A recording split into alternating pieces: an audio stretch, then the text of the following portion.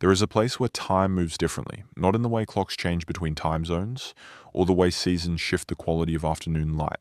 Not in any mechanical sense at all, but in the oldest, deepest way imaginable. A place where 60,000 years of human memory lives in the ground, in the rock, in the name of every river and ridge and waterhole and hollow. A place where the longest continuous culture on the face of this earth has been walking, breathing, singing, grieving, celebrating, and remembering. Tonight, we are going there. Let the weight of your body settle into whatever holds you now. Feel the edges of yourself softening, the places where tension has gathered through the hours of the day beginning, slowly and without effort, to release. You do not need to go anywhere. You do not need to do anything. The story is coming to you. It is drifting in like the warm air that moves across an ancient red plain in the last long hour before dark, slow and unhurried, and carrying the faint scent of something older than anything we have words for. We are going to Australia, not the Australia of today, with its cities and highways and the noise of the modern world pressing in from every direction. We are going to the Australia that existed before any of that. The Australia that the very first human beings discovered when they arrived on its shores and looked out across a landscape unlike anything their eyes had ever encountered. A continent of deep red earth and silver green eucalyptus, of skies so wide and so clear they seemed to hold not just stars, but something older than stars. A land that would shelter, feed, and shape human life for 60,000 years, before the first European ship ever appeared on its horizon. The people who lived in that Australia, who understood it and were shaped by it in return, who knew its every mood and rhythm in secret, are among the most extraordinary people in the entire story of our species.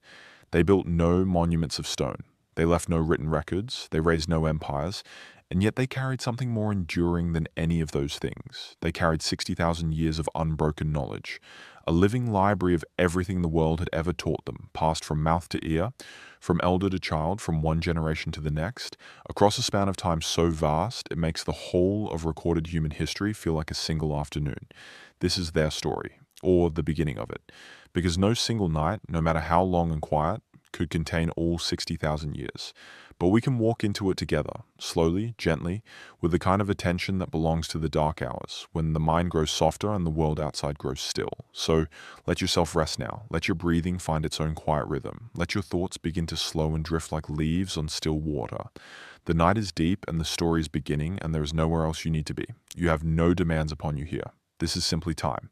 Time to rest and listen. Time to let the present moment grow quieter, while something much older and much larger begins to take shape in the space behind your eyes. The story of the first Australians is not a story about the past in the way that most histories are. It is a story about what human beings are capable of when they give themselves completely, for generations beyond counting, to the task of knowing and loving a place, to the task of listening to the world around them and responding not with domination or transformation, but with patience and understanding and a kind of reverence that modern life has largely forgotten how to feel. That is where we are going tonight. Australia rewards patience in a way that few places do. It is not a continent that reveals itself quickly or easily to the passing eye. Its beauty is not of the obvious, dramatic kind that announces itself immediately and overwhelms you in the first moment. It is a slower, stranger beauty, one that grows on you over time, that seeps into your awareness gradually and deepens with familiarity. The more you learn about Australia, the more astonishing it becomes. The more of its history you absorb, the more you realize that the surface, the red dust in the heat haze, and the sparse, silvery green vegetation barely hints at the extraordinary complexity of what lies beneath. And the most extraordinary thing about Australia, the thing that elevates it above even its geological and ecological wonders, is its human story. 60,000 years of continuous human habitation. 60,000 years during which human beings lived and worked and thought and created and loved and died and remembered and transmitted their memories forward, in the same place in an unbroken chain of human presence that stretches back further than our imaginations can comfortably follow. Think of it this way. The earliest written records of human civilization, the first clay tablets from Mesopotamia, are around 5,000 years old. The earliest pyramids of Egypt are around 4,500 years old. The emergence of the first cities anywhere on Earth is perhaps 6,000 years in the past. The entirety of what we conventionally call human history, all the empires and all the innovations and all the events that fill our history books, fits into a sliver of time so thin that it barely registers against the 60,000 years of Aboriginal Australian culture. 60,000 years before writing was invented, 60,000 years before the wheel, 60,000 years before agriculture, before metallurgy, before the first city wall was raised. Before all of it, there were human beings in Australia, living in full and complex and sophisticated ways, accumulating knowledge and creating art and maintaining ceremony and building social structures and tending the land. Their story is not a prelude to human history. It is the longest chapter of it. Tonight, we are going to read some of that chapter. Together, in the dark and the quiet. Let your body grow heavy and your mind grow soft and open. Let the story come in. Before we travel any further back in time, if this kind of slow, careful storytelling speaks to something in you, please consider subscribing to this channel. We tell the quiet histories, the ones that rarely make headlines, but carry some of the deepest understanding our species has ever accumulated about what it means to live on this earth. Ring the notification bell so these stories find you when they arrive. And if you would like to go deeper, extended episodes and early access to new content are available through our Patreon, linked in the description below. Your support makes this work possible and allows these voices from deep time to keep speaking. Now, let us go back. 60,000 years and counting. Let us begin not with people, but with land, because to understand the first Australians, you must first spend a little time with the continent they came to inhabit. And Australia, as a physical place, is remarkable in ways that are easy to underestimate from a distance. It is old, not merely old in the way that any piece of ground seems old when you stand on it and think about geological time. It is old in a way that even geologists find humbling. The rock formations of the Pilbara region in the northwest of the continent include some of the oldest exposed rock surfaces on the planet. Certain formations dating back more than 3 billion years, not millions of years, billions. These are surfaces that were already ancient when the first complex animals were only beginning to experiment with their forms in the shallow prehistoric seas. When you look at the red outcrops of the Australian Shield, you are looking at something that was there before the dinosaurs, before ferns and forests, before fish had learned to crawl onto land and breathe air. The Earth itself remembers a time that nothing else alive today can touch. That characteristic red color of the Australian interior, that extraordinary shade that painters spend careers trying to capture, and that photographs never quite get right, comes largely from iron oxide in the ancient soil. From billions of years of oxidation in a landscape that has been stable and exposed and bathed in long sunlight for longer than almost any comparable area on the surface of the world. When you're walking across the red desert of Central Australia, you are walking across one of the oldest continuous land surfaces on Earth. The soil beneath your feet has been sitting there, weathering and oxidizing, and slowly, patiently deepening in color for an almost incomprehensible span of time. And yet, for all its age, for all the impression of stark and enduring stillness it can give a visitor seeing it for the first time, Australia is not a simple place. It is, in fact, one of the most ecologically diverse continents on Earth. Its landmass stretches from the warm tropical rainforests of the north and northeast, where Queensland's ancient Daintree Forest forms one of the oldest tropical rainforests in the world, down through the vast dry interior with its spectacular rock formations and its seemingly endless plains of spinifex and red sand, and further south into the temperate woodlands and open grasslands, and in the very south and southeast into forests of mountain ash and alpine meadows where snow falls in winter. There are mangrove swamps and saltwater estuaries in the north. There are coral reefs and kelp forests in the seas surrounding the continent. There are river systems, including the Great Murray-Darling Basin, that drain enormous areas of the interior. There are wetlands in the northwest, seasonal floods in the monsoonal north, and some of the driest deserts in the world in the interior south. A country of such variety that it contains, within its single coastline, virtually every ecosystem that exists on Earth in some form or another, each one supporting its own particular community of plants and animals, each one offering its own particular set of resources and challenges to the human beings who lived within it.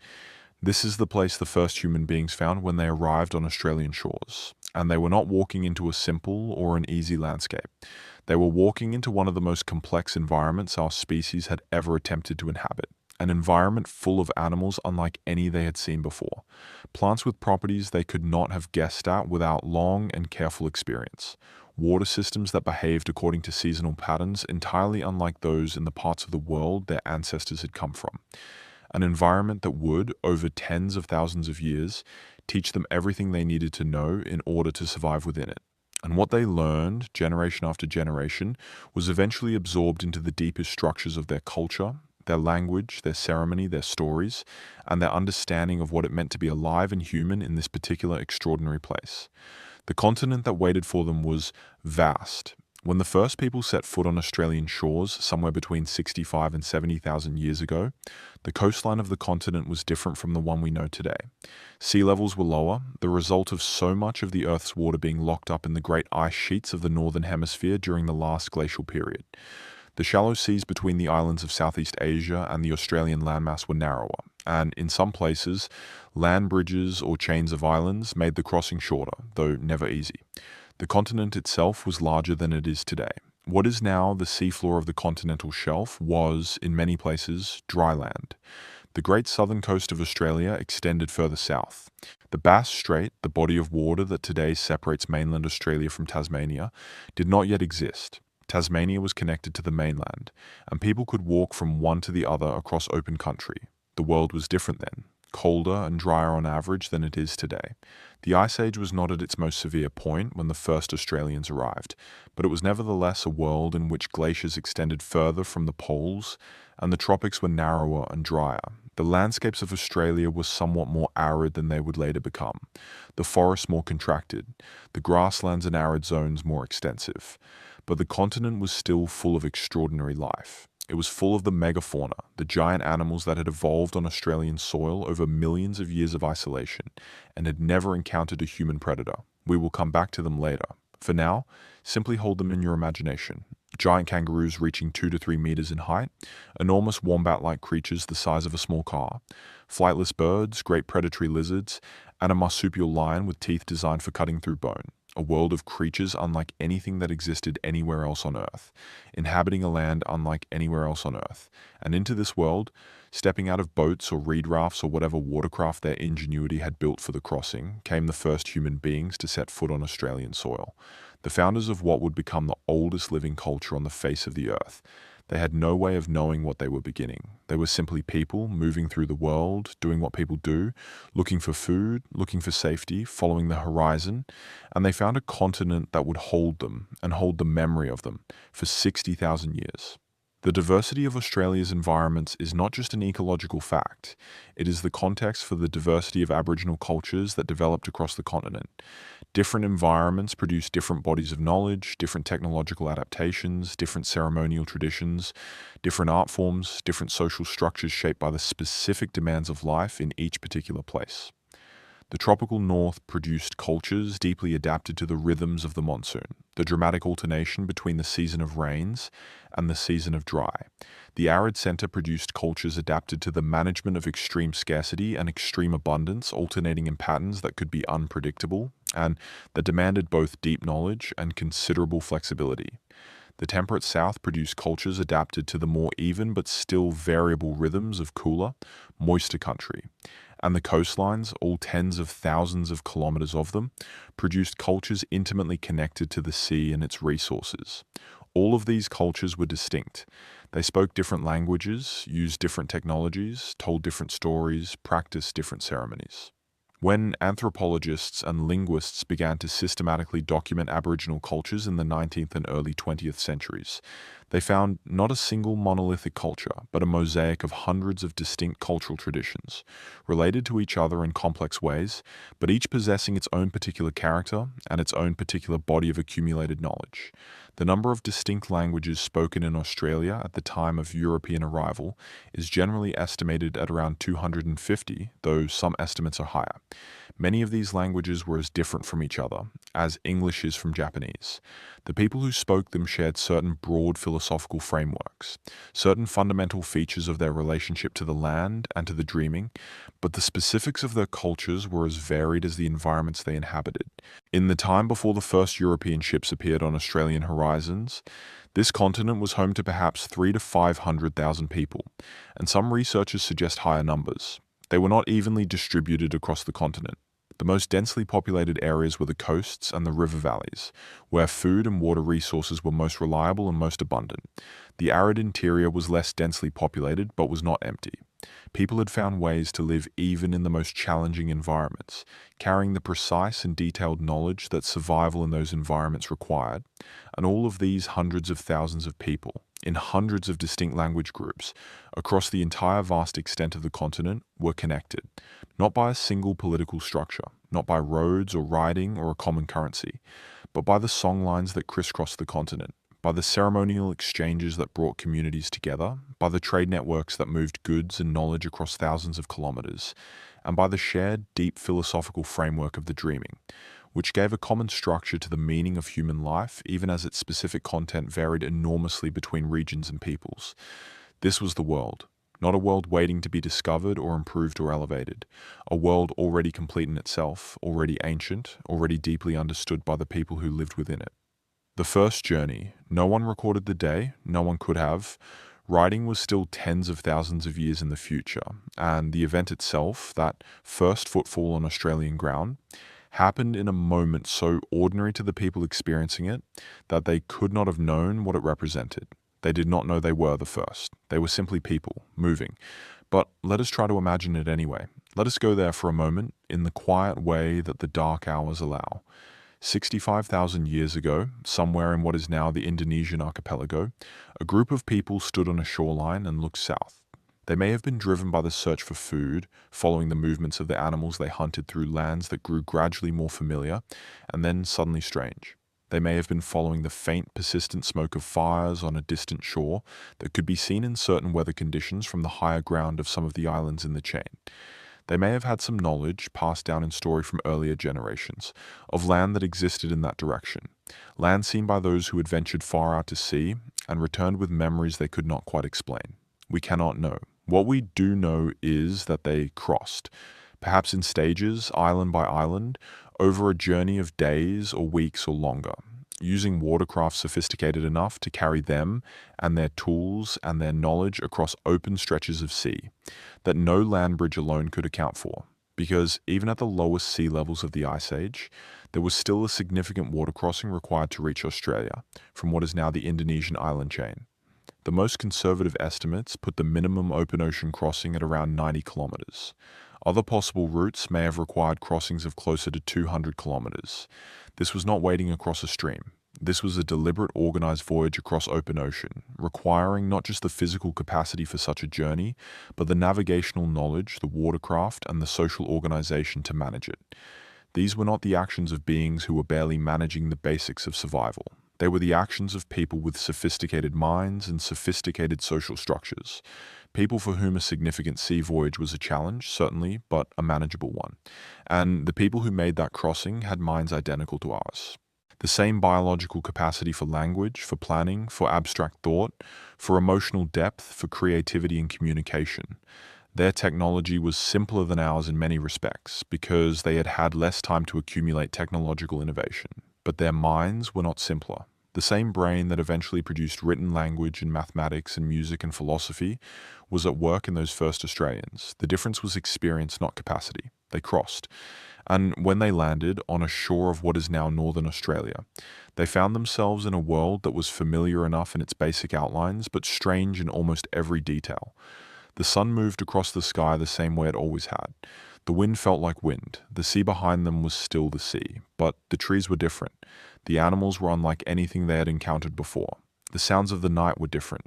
Everything they had learned about plants, about which ones were edible and which were toxic, about how animals behaved and where water could be found, was either confirmed, modified, or entirely overturned by this new environment.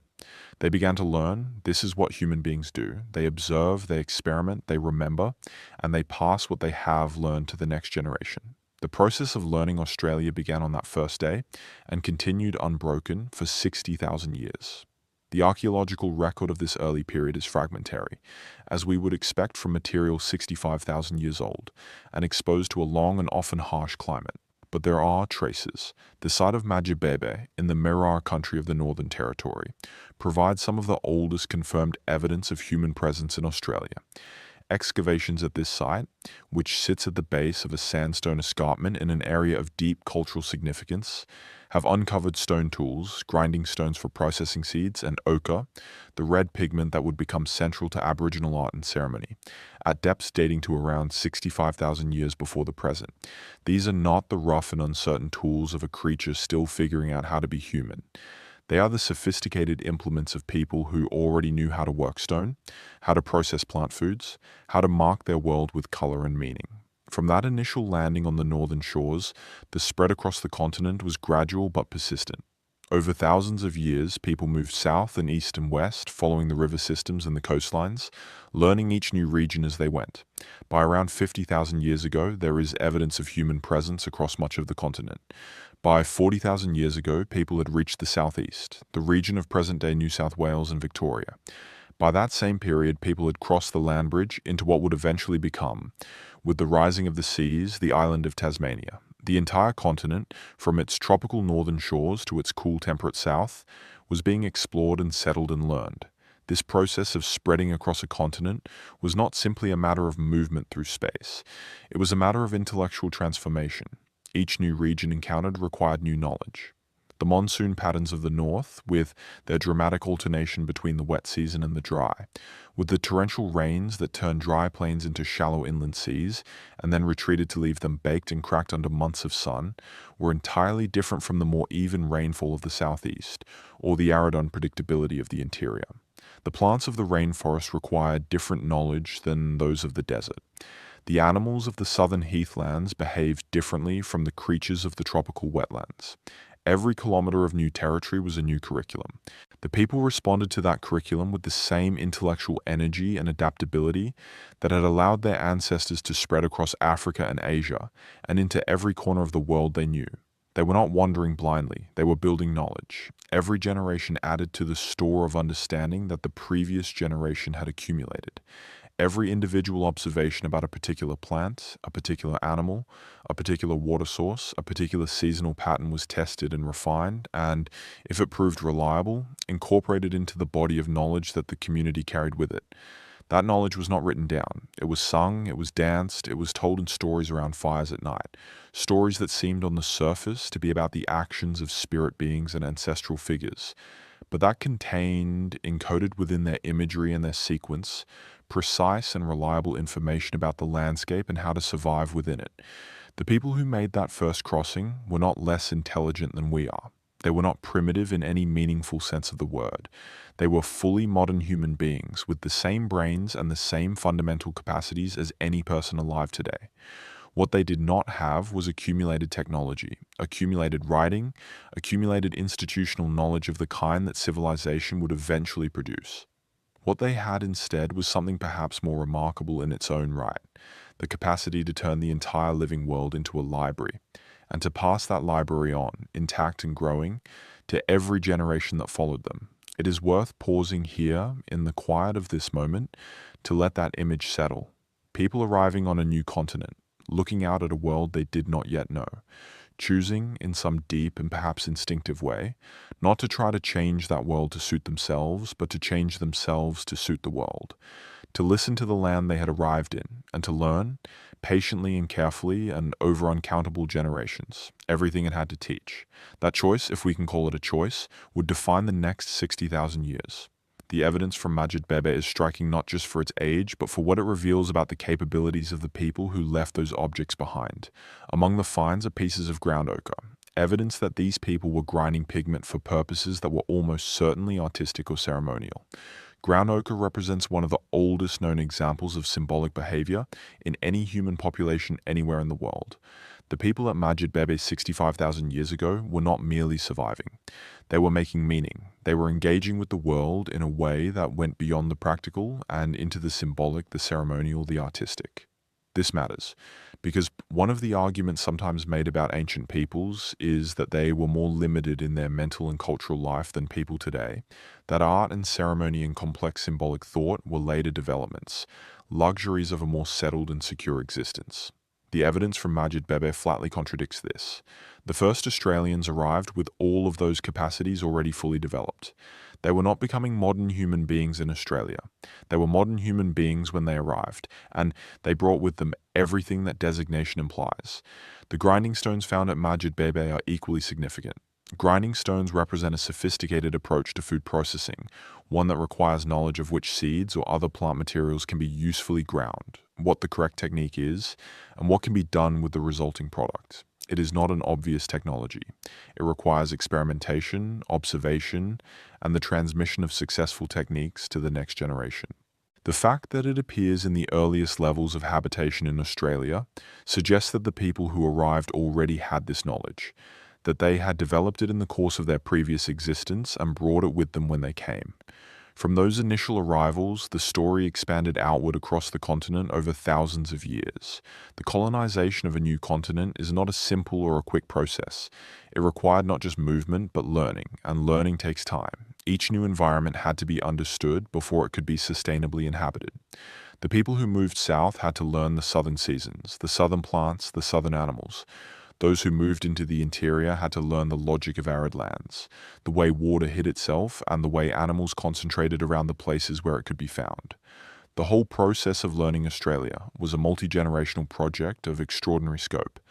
But there was also something in the moving itself. The expansion of human populations into new territories is, in some respects, a fundamental human impulse.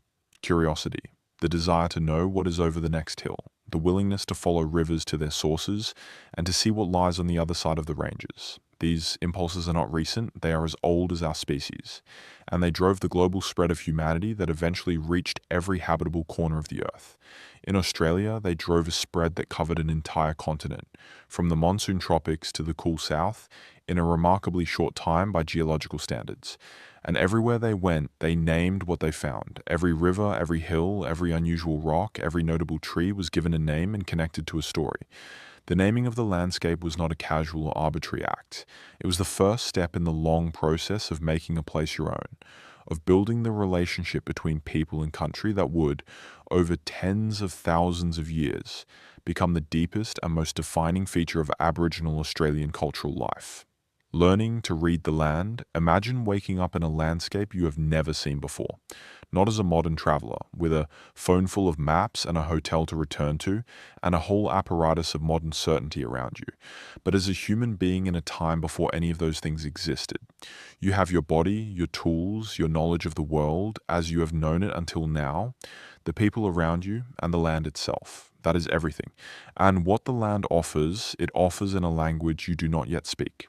This was the situation of the earliest Australians, and the task they set themselves, generation after generation, was essentially the task of learning to read. Not words on a page, words in the land, patterns in the seasons, signals in the behavior of animals, meanings in the colors and shapes of clouds, messages in the flowering of plants, and the movement of fish and the direction of wind. The entire natural world is a text, endlessly complex and endlessly informative, and the Aboriginal Australians as its most devoted and most accomplished readers. Learning a landscape takes time, real time, not the time of a single human life, but the accumulated time of many lives, each one adding its observations and its corrections and its refinements to the collective understanding. The first generation to arrive in a new region could only learn what a single lifetime allowed. They would know the rivers they had walked along, the animals they had hunted or encountered, the plants they had tested by eating and observation. Their children would know more, having grown up learning both from their own experience and from everything their parents and elders could teach them. Their grandchildren would know more still, and so on, across centuries and then millennia, until the knowledge of a particular landscape had reached a depth and a nuance that no single mind could hold, but that a community bound together by shared memory and shared practice and shared ceremony could carry collectively. One of the most striking aspects of traditional Aboriginal ecological knowledge, as it has been documented and studied by researchers working with Aboriginal communities, is its extraordinary precision and reliability. When elders describe the seasonal movements of particular bird species, they are describing real patterns. When they describe the relationship between the flowering of a particular plant and the presence of a particular type of food elsewhere in the landscape, they are pointing to genuine ecological relationships that can be confirmed by independent observation. When they warn that a particular waterhole is dangerous at a particular time of year, that warning reflects genuine knowledge about flooding patterns, about the presence of certain animals, about water quality. This is not folklore in the dismissive sense that word sometimes carries. It is science in the deepest sense of that word, accumulated, tested, refined, and transmitted over thousands of years. The Aboriginal calendar is one of the clearest examples of this ecological knowledge in action. Unlike the calendar most of us use, which divides the year into months defined by the arbitrary counting of days, the Aboriginal calendar is defined by ecological events, by what is actually happening in the living world, the time when a particular plant flowers, the time when a particular species of fish moves into the estuaries to spawn, the time when the fruit of a particular tree ripens in the hills, the time when the rains come and the floodwaters spread across the plains, bringing with them the fish and the water birds and the other resources that depend on the seasonal flood. Different language groups recognize different numbers of seasons in the year, typically between 5 and 8, depending on the ecological complexity of their particular region. The Yolngu people of Arnhem Land, for example, recognize 6 seasons in the year, each defined by a distinctive set of ecological conditions, and each associated with particular food resources, particular ceremonial activities, and particular movements across the country. The Noongar people of the southwest of Western Australia recognize 6 seasons as well, each named and each associated with specific ecological changes in their particular environment. These are not divisions imposed on the natural world from the outside. They are divisions the natural world itself makes, and which the people have learned to recognize and to act in accordance with. This knowledge was gendered in complex and interesting ways that varied significantly between different groups and different regions. In most traditional Aboriginal societies, there was a broad division between the kinds of ecological knowledge that men and women were expected to hold and to transmit. Women were primarily, though not exclusively, responsible for gathering plant foods, small animals, shellfish, insects, and similar resources. Men were primarily, though again not exclusively, responsible for hunting larger animals. This division was not a simple hierarchy with one domain considered more important than the other. In most Aboriginal societies, women's gathering provided the majority of the calories consumed by the community on a day-to-day basis, with men's hunting providing an important supplementary source of protein and fat that varied in its availability. Women's knowledge of plants was extraordinarily sophisticated. The Australian flora contains thousands of species, many of them toxic or requiring specific processing before they can be safely eaten. The knowledge required to safely use this diversity of plants was not simple or casual. It required deep familiarity with specific species, with the conditions under which they were safe or unsafe, with the processing techniques that made toxic species edible, and with the seasonal variations that affected their availability and their properties. This knowledge was accumulated over generations and was transmitted with great care because the consequences of error were serious.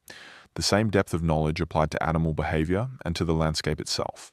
Every significant geographical feature, every hill and river bend and unusual rock formation and distinctive tree, was named and known and associated with particular meanings and uses and stories.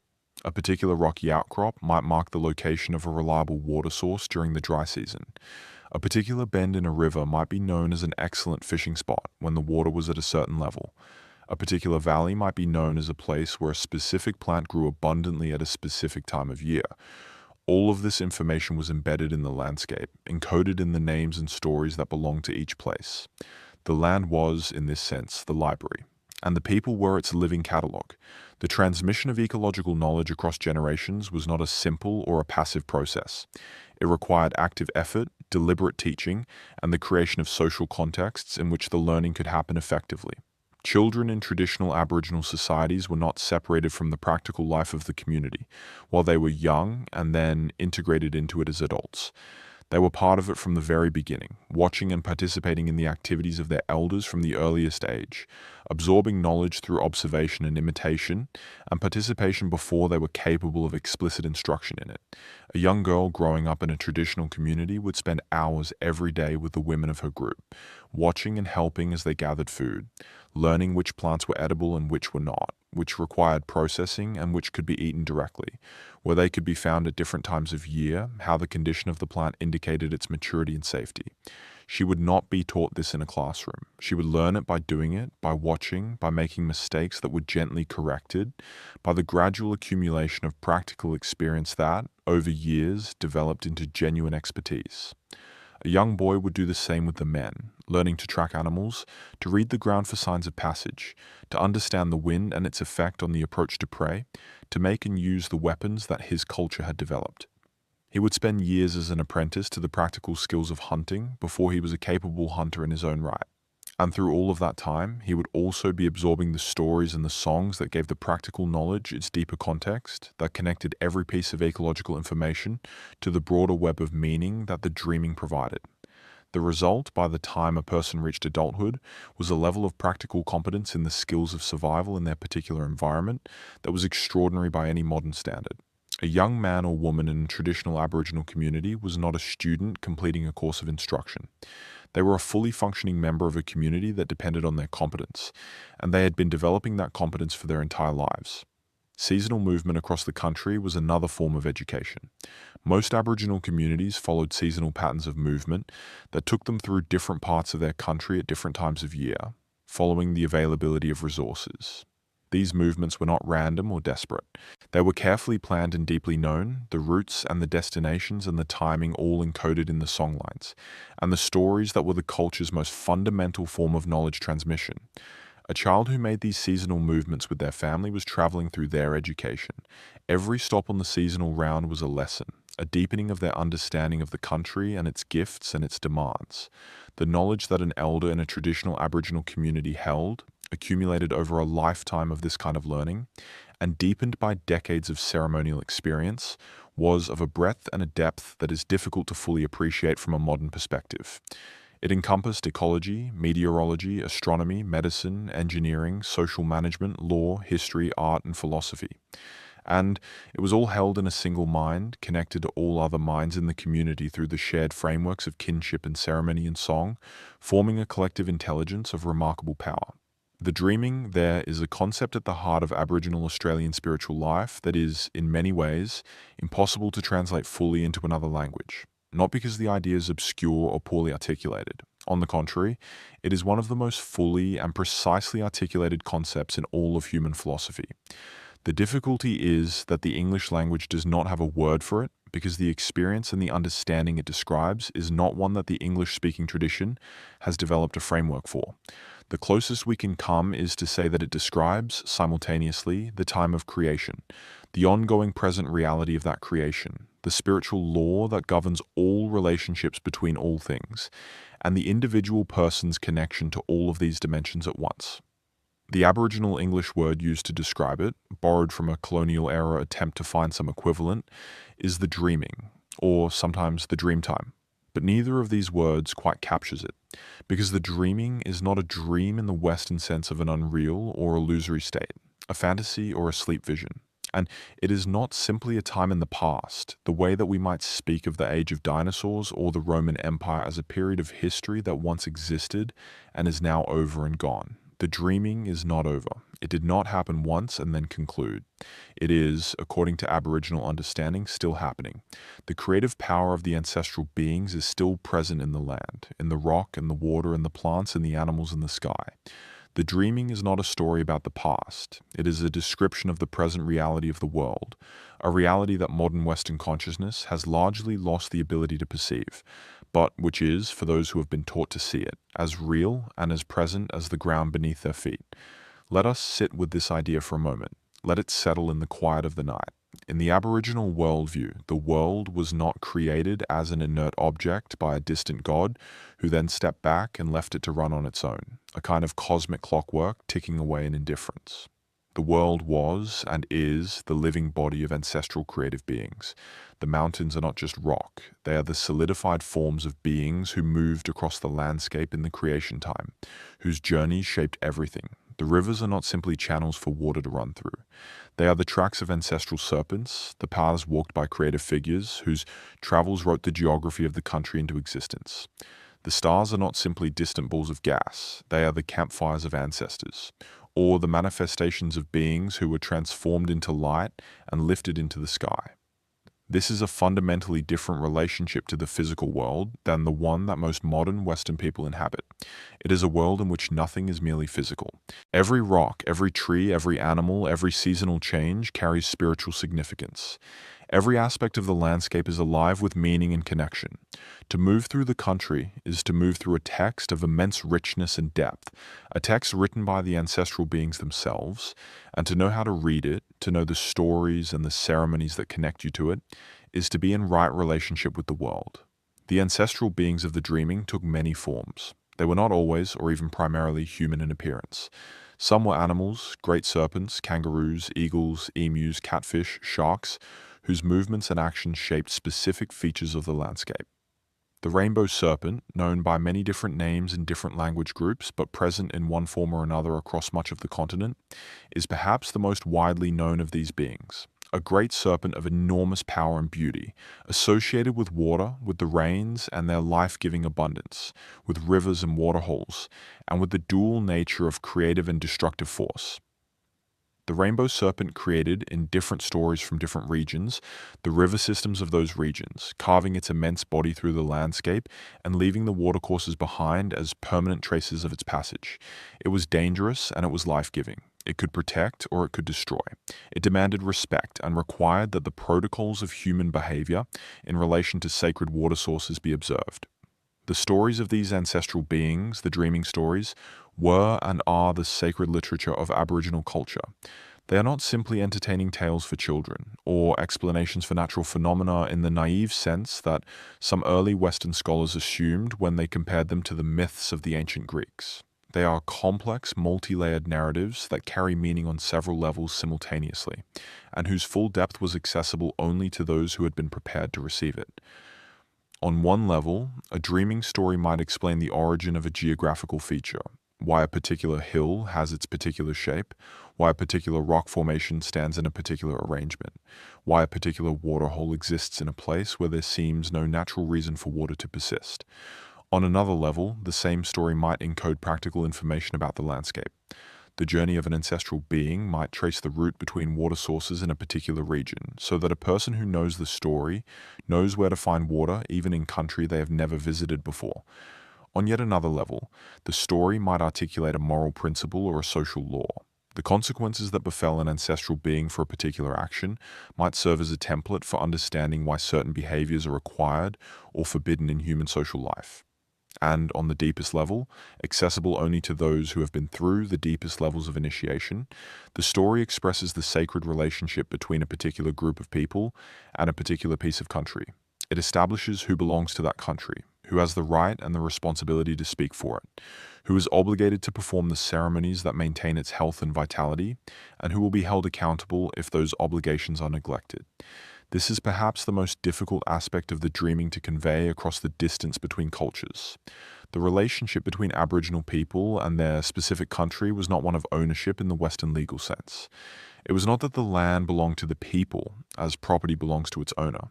It was closer to the reverse. The people belonged to the land. They were of it in a way that went beyond residence or use. They were its custodians, its voices, its ceremonial caretakers. They had obligations to it that were as binding and as deeply felt as any obligation they had to their own family members. To fail in those obligations was not merely a practical failure. It was a moral and a spiritual one, a betrayal of the relationship that the ancestral beings had established and that sustained both the people and the country. The dreaming was transmitted through multiple channels simultaneously, through stories told at the appropriate time and to the appropriate audience, through songs which encoded both narrative and specific geographical information, through ceremonial dance which reenacted the actions of the ancestral beings and renewed the creative power those beings had deposited in the world, through painting and visual art which depicted the forms and symbols associated with particular dreaming stories and particular sacred places, and through the sacred sites themselves, the rocks and waterholes and trees that were understood to be the physical traces of ancestral action, places that required certain ritual activities at certain times to maintain their power and their health. The layering of sacred knowledge was one of the most sophisticated aspects of the system. Not all dreaming knowledge was available to everyone.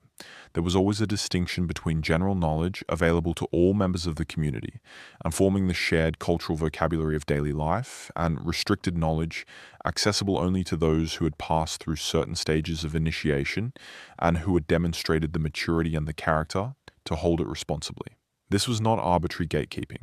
It reflected a genuine understanding that some knowledge was powerful, that it needed to be held with care and used with wisdom, and that transmitting it to unprepared minds could be harmful. Sacred knowledge, once given, carried obligations, and those obligations required a certain kind of preparation that only life experience and ceremonial initiation could provide. The result was a distributed library of extraordinary depth, whose total holdings were held collectively rather than individually, and whose transmission required the maintenance of a living community of knowledgeable people in relationship with a living landscape. When that community was disrupted, as it was so catastrophically following European colonization, the losses in the library were real and permanent. Languages died when the last speaker died. Ceremonies were interrupted and lost when the elders who held them were removed or killed. Sacred sites were damaged or destroyed. The damage to Aboriginal culture in the colonial period was not merely social or political. It was an act of profound intellectual destruction, the burning of a library that had been accumulated over 60,000 years. And yet, much survived. The resilience of Aboriginal culture, like the resilience of the people who carried it, was extraordinary. Much that seemed lost has been recovered or reconstructed. Languages are being revived. Ceremonies are being renewed. The dreaming is still present in the country, still waiting for those who know how to listen for it. Always the dreaming. The philosophical implications of the dreaming extend far beyond what is easy to summarize in words borrowed from another tradition. At its deepest level, the dreaming represents a complete and coherent account of the nature of reality, one that is in certain respects more sophisticated than many of the philosophical systems that Western culture has produced, precisely because it refuses to make the distinctions that Western thought takes for granted, the distinction between subject and object, between mind and matter, between the human and the natural, between time past and time present. These distinctions, which underlie most Western science and philosophy, are, in the framework of the dreaming, not fundamental truths about the nature of reality. They are useful conventions that serve certain practical purposes, but that are not the ultimate structure of things. The ultimate structure of things in the dreaming framework is relationship. Everything that exists is in relationship with everything else, and the quality and the nature of those relationships is not fixed, but dynamic, maintained by the ongoing observance of the obligations that the ancestral beings established. When those obligations are observed, the world is in balance. The rains come when they should. The animals are where they should be. The community is healthy and its relationships are productive. When they are not observed, the world falls out of balance, and the consequences are felt not just by the people who have failed in their obligations, but by the country itself. This is not a primitive or a superstitious worldview. It is a coherent philosophical framework that, in its insistence on the primacy of relationship and obligation, has more in common with certain strands of contemporary ecological thinking than with the more familiar Western frameworks of individual rights and abstract principles. The idea that human beings have obligations to the non-human world, obligations that are not just ethical but ontological, that are embedded in the structure of reality itself, is one that is only beginning to be seriously entertained in Western philosophical and policy thinking. For the Aboriginal Australians, it was the foundational premise of everything. The ceremonies that maintained the dreaming were not merely symbolic gestures. They were understood to have real effects on the world. The reenactment of a dreaming story and ceremony was understood to renew the creative power that the ancestral beings had left in the world, to keep the country alive and productive and healthy. Sacred sites required regular ceremony because the power of those sites was understood to need renewal. A country left without ceremony was understood to be weakened, to become less productive, less life-giving. This understanding gave the custodians of each piece of country a powerful incentive to maintain their ceremonial obligations. The health of the country, and therefore the survival of the people, depended on it. The sacred objects associated with the dreaming were treated with enormous care and seriousness. Churingas, the sacred stone or wooden boards associated with particular dreaming stories, were among the most powerful and the most carefully kept objects in Aboriginal material culture. They were not to be seen by those who had not been initiated to the appropriate level. They were stored in sacred keeping places and brought out only for specific ceremonial purposes. Their power was not metaphorical. It was real in the most direct and consequential sense that the tradition recognized. The relationship between the dreaming and the visible world was also expressed through natural phenomena. Particular animals, particular weather patterns, particular features of the night sky were all associated with particular aspects of the dreaming in different traditions. The Milky Way, for example, was understood in many Aboriginal traditions not as a band of distant stars, but as a river in the sky, or as the path of a celestial being, or as the reflection of the earthly landscape in a cosmic mirror. The dark spaces within the Milky Way, the dark nebulae that appear as gaps in the band of stars, were in many traditions seen as significant forms in themselves, the shapes of animals or beings made of darkness. The emu in the sky, made of the dark nebulae of the southern Milky Way, was watched throughout the year, and its orientation in the night sky at different seasons corresponded to the times when emus were breeding, and their eggs and chicks were most available as food. The dreaming was, in this sense, everywhere, not just in the ground and the water, in the sky, in the air, in the body, in the voice raised in song, in the movement of the dancer, in the relationship between one human being and another. The dreaming was the living context of all experience, and the people who lived within it were not its masters or its manipulators. They were its custodians and its participants. They were the dreaming made temporarily human, living out the obligations that the ancestral beings had established, maintaining the world as the ancestors had made it, until they too would join the ancestral world and be remembered in the stories of those who came after. The song lines. Imagine you need to travel across a desert. Not a small desert, but one that stretches for hundreds of kilometers in every direction, largely waterless, full of plants that can be toxic if you eat the wrong parts or prepare them in the wrong way. Populated by animals you need to know how to find and how to approach and how to hunt. You have no map, no compass, no written directions of any kind, no technology beyond what you and your community have made with your hands. And yet you know exactly where you're going and how to get there safely. You know where the water is and how far it lies between sources and what condition you can expect to find each source in.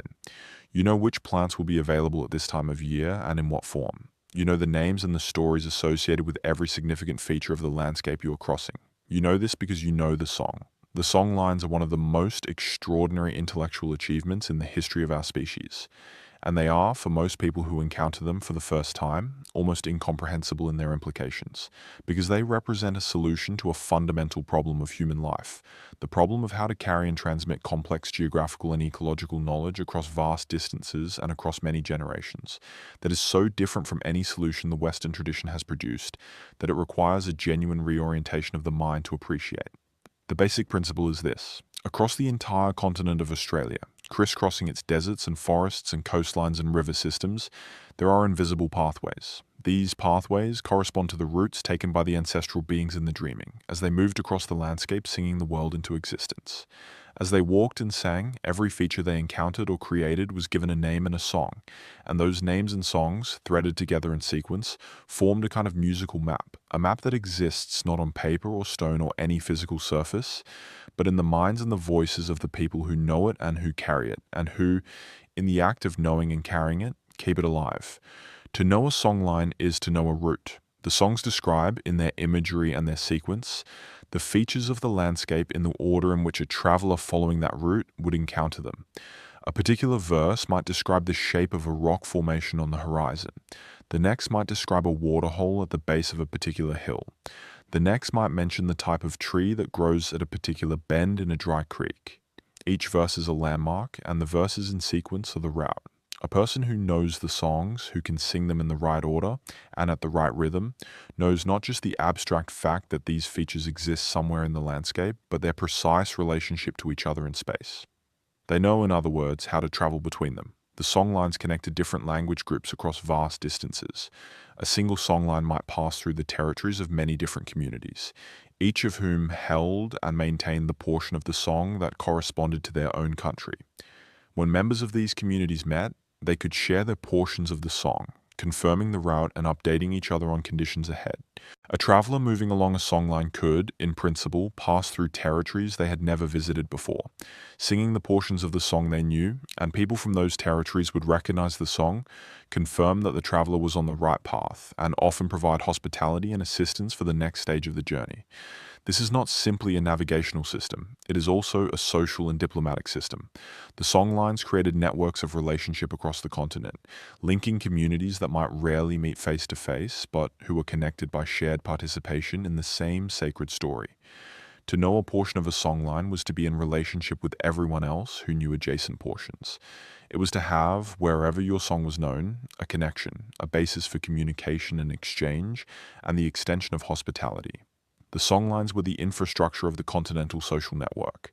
The geographical precision of the songlines has been confirmed in various ways over recent decades, as researchers have worked respectfully with Aboriginal elders to document them.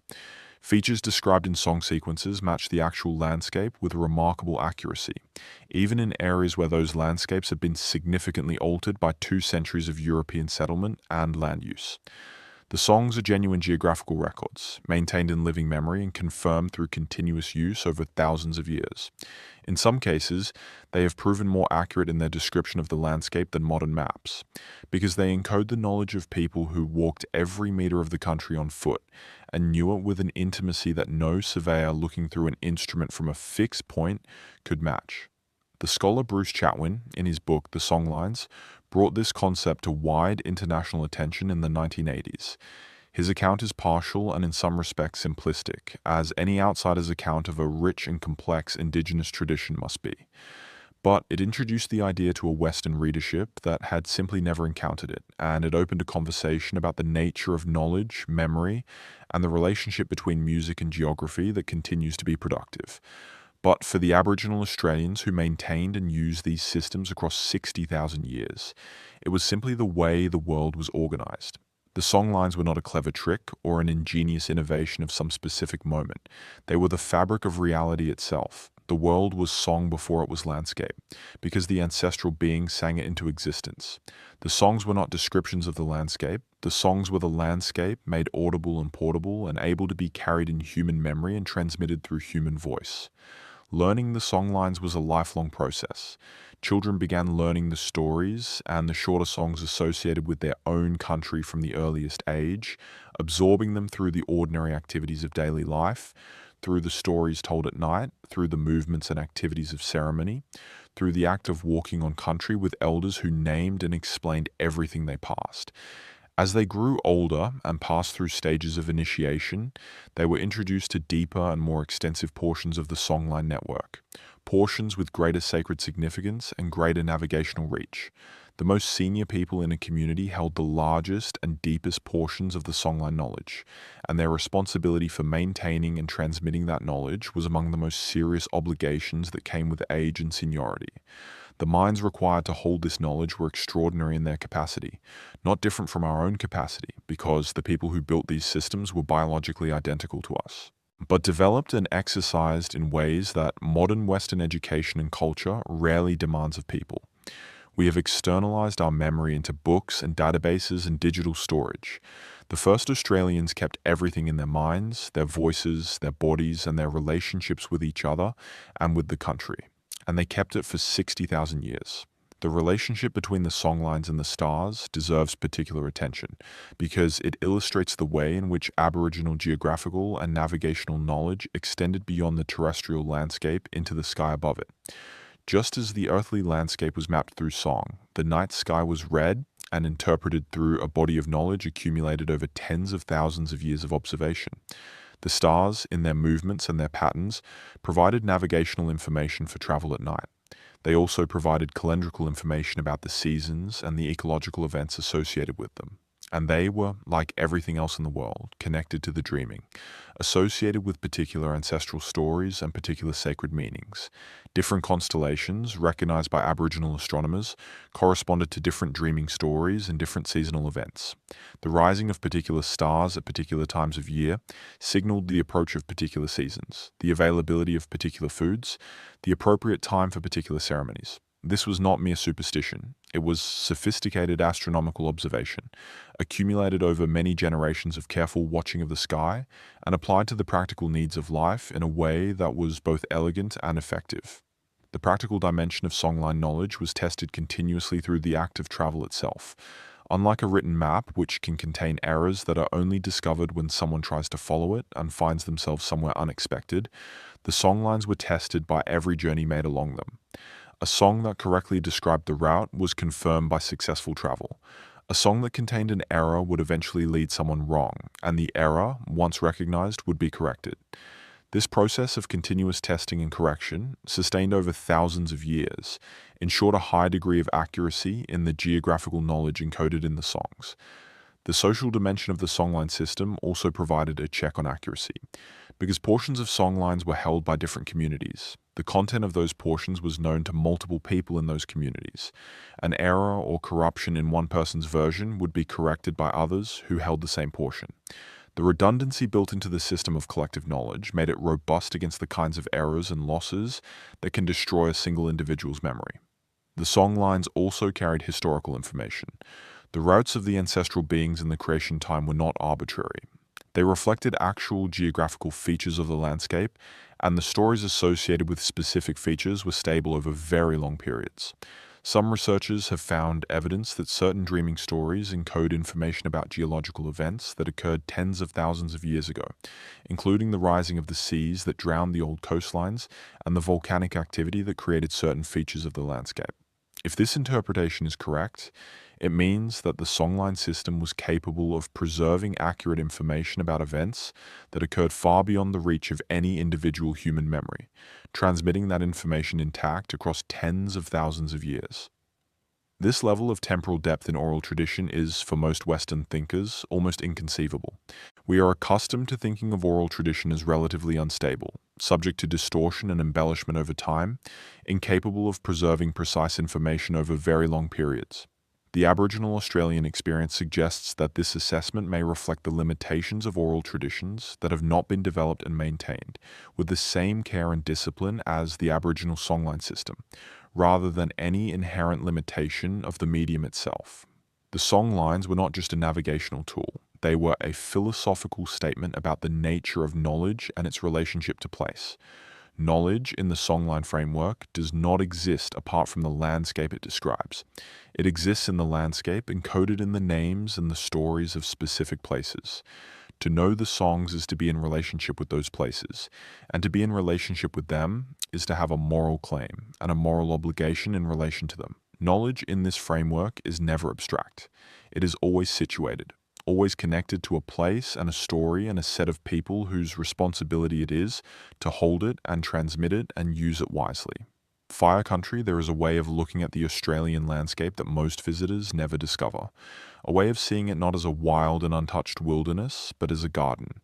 An extraordinarily vast and complex garden, tended over tens of thousands of years by skilled and knowledgeable hands. Hands that used, as their primary tool, fire.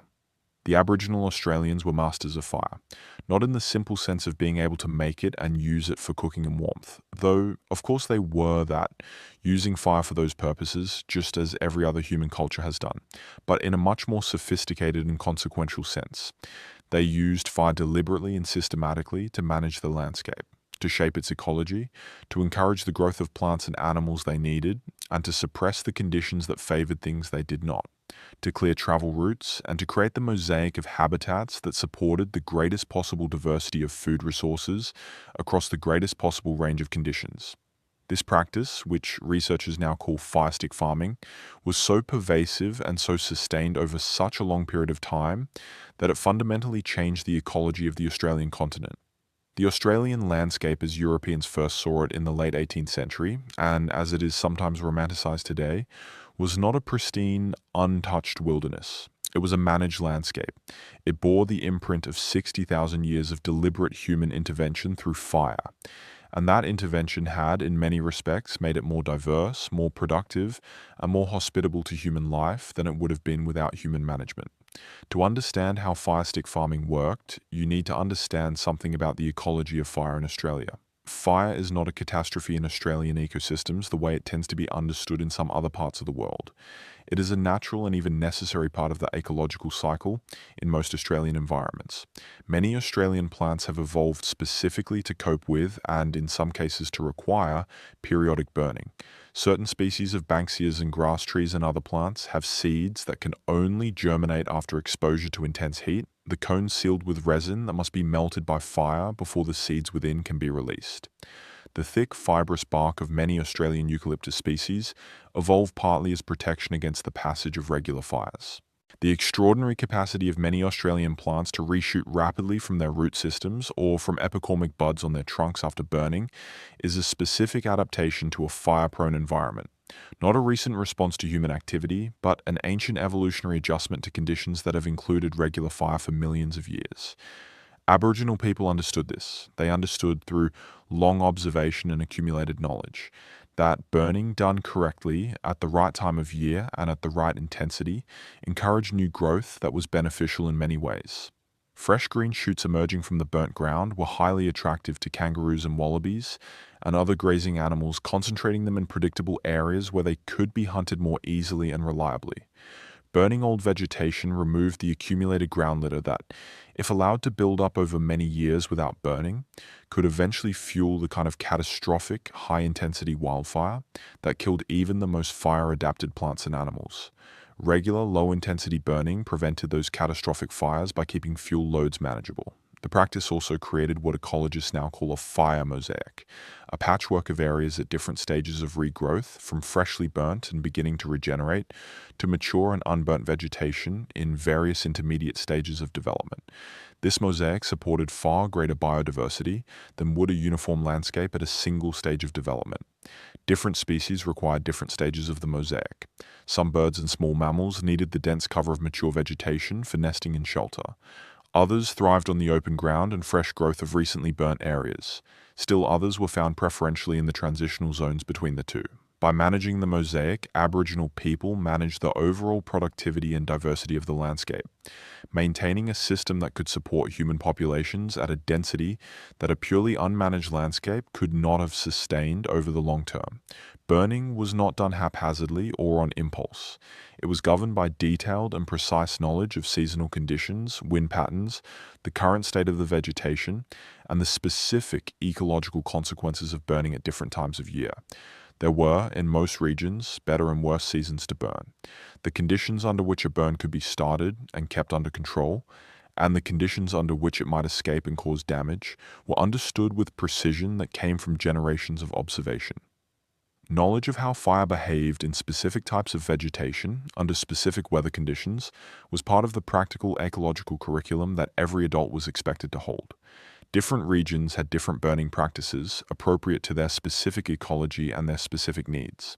The people of the tropical north burned extensively and regularly to create habitat diversity and to prevent the enormous fuel loads that built up during the dry months, which, if not managed, would produce catastrophic fires at the end of the dry season. The people of the temperate south burned at different times appropriate to the softer seasonal transitions of their region. Coastal peoples used fire differently from inland peoples, desert peoples differently again. But the fundamental principle, using fire as a deliberate and carefully managed tool to actively maintain the productivity and the diversity of the landscape, was widespread and consistent across much of the continent. When Europeans arrived in Australia and began to control and settle the land, Aboriginal burning practices in most areas quickly ceased. Settlers feared fire and actively suppressed it wherever possible. The vegetation changed. Understory growth became denser. Fuel loads accumulated over decades rather than being regularly reduced. The kind of catastrophic landscape-scale wildfires that had been relatively uncommon under Aboriginal management began to occur with increasing frequency and intensity. The recognition of this historical reality, which has been growing over recent decades among ecologists, land managers, and policymakers, has led to a significant movement to reintegrate traditional burning practices into Australian land management. In several regions, Aboriginal communities are now working with government agencies and conservation organisations to conduct planned burns using traditional knowledge. The results have been encouraging. The ecological diversity of managed areas is recovering. Fuel loads are being reduced. The landscape is, in some places, beginning to respond to the kind of careful, knowledgeable tending that it was accustomed to for 60,000 years. Fire was not just a practical tool. It was also a spiritual one. The lighting of fires at particular times and in particular ways was often associated with ceremony and with the maintenance of the sacred relationships between people and country. To tend the fire of the country was, in many traditions, to fulfill the most fundamental obligation of custodianship that the dreaming had established. The fire stick, then, was not simply a farming implement. It was an expression of the deepest kind of care. The ecological consequences of 60,000 years of fire management are visible in the Australian landscape even today, if you know what to look for. The high diversity of eucalyptus species in Australia, far greater than would be expected in an unmanaged landscape, reflects in part the effects of fire management over long periods. Different eucalyptus species are adapted to different fire regimes, and the mosaic of fire histories created by Aboriginal burning practices supported a greater diversity of eucalyptus species than a uniform fire regime would have. The grasslands of Australia, many of which are composed of species specifically adapted to regular burning, reflect the long history of fire management as much as they reflect any purely natural process. The relationship between fire and water in the Australian landscape was also understood and managed with considerable sophistication. Burning at certain times and in certain ways could increase the water holding capacity of the landscape, encouraging the growth of vegetation that shaded the soil and reduced evaporation, and creating conditions that allowed more rainfall to be absorbed into the ground rather than running off the surface. The management of fuel loads through burning reduced the risk of catastrophic fires that could destroy the vegetation that protected water sources. These are not obvious ecological relationships, and understanding them required the kind of long-term, systematic observation that only generations of careful watching and experimentation could produce. Women played a significant role in fire management in many regions. Contrary to the assumption of some earlier researchers that burning was exclusively a male activity. Women often burned small areas during gathering activities, clearing undergrowth to make access to food resources easier, and to encourage the regeneration of particular plant species that they used. This small-scale local burning was different in scale from the larger burns associated with broader landscape management, but it was equally significant in its cumulative effects on the structure and composition of the vegetation. The knowledge required to manage fire safely and effectively was both practical and deeply embedded in cultural tradition. Stories and songs contained information about fire management that was encoded in their imagery in ways that were not always immediately obvious to outsiders, but that were clear to those who had been taught to read them.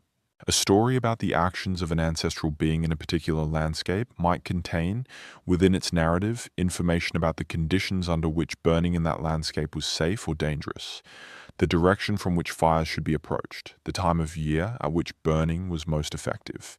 This encoding of practical knowledge in sacred narrative was not an arbitrary convention. It was a deliberate and effective strategy for ensuring that the most critical knowledge was preserved with the greatest possible care and transmitted with the greatest possible fidelity. The return to traditional burning practices in some parts of Australia in recent decades has been accompanied by a growing understanding of the sophistication of those practices among the scientists and land managers who have worked alongside Aboriginal knowledge holders. The precision with which experienced Aboriginal fire managers can predict the behavior of a burn, the speed and direction of its spread, the intensity at different points in the landscape, the effect it will have on different plant communities, continues to impress researchers who encounter it for the first time. It is the precision of accumulated, tested, refined knowledge, the kind of knowledge that only 60,000 years of dedicated practice can produce. Water and the harvest people do not often think of Australia as a place of abundance. The popular image of the continent, particularly its vast inland areas, is of harshness and scarcity, red dust and spinifex, and the relentless sun pressing down on a landscape that offers little comfort and less water. And there is truth in that image. Parts of Australia are genuinely among the most arid places on Earth. Survival in those places required, and still requires, deep and specialized knowledge of a kind that takes generations to accumulate. But the Aboriginal Australians who lived across this continent over 60,000 years were not living on the edge of starvation. They were, in most times and most places, living in genuine abundance. Not the kind of abundance that a European farmer would have recognized. The abundance of planted crops and penned livestock and stored grain and full market stalls. It was the abundance of an intimate and nuanced relationship with the land's natural productivity. An abundance that only existed because the people who inhabited the landscape had learned, over many generations, exactly how to find and use what the land offered in each season, in each region, under each set of conditions.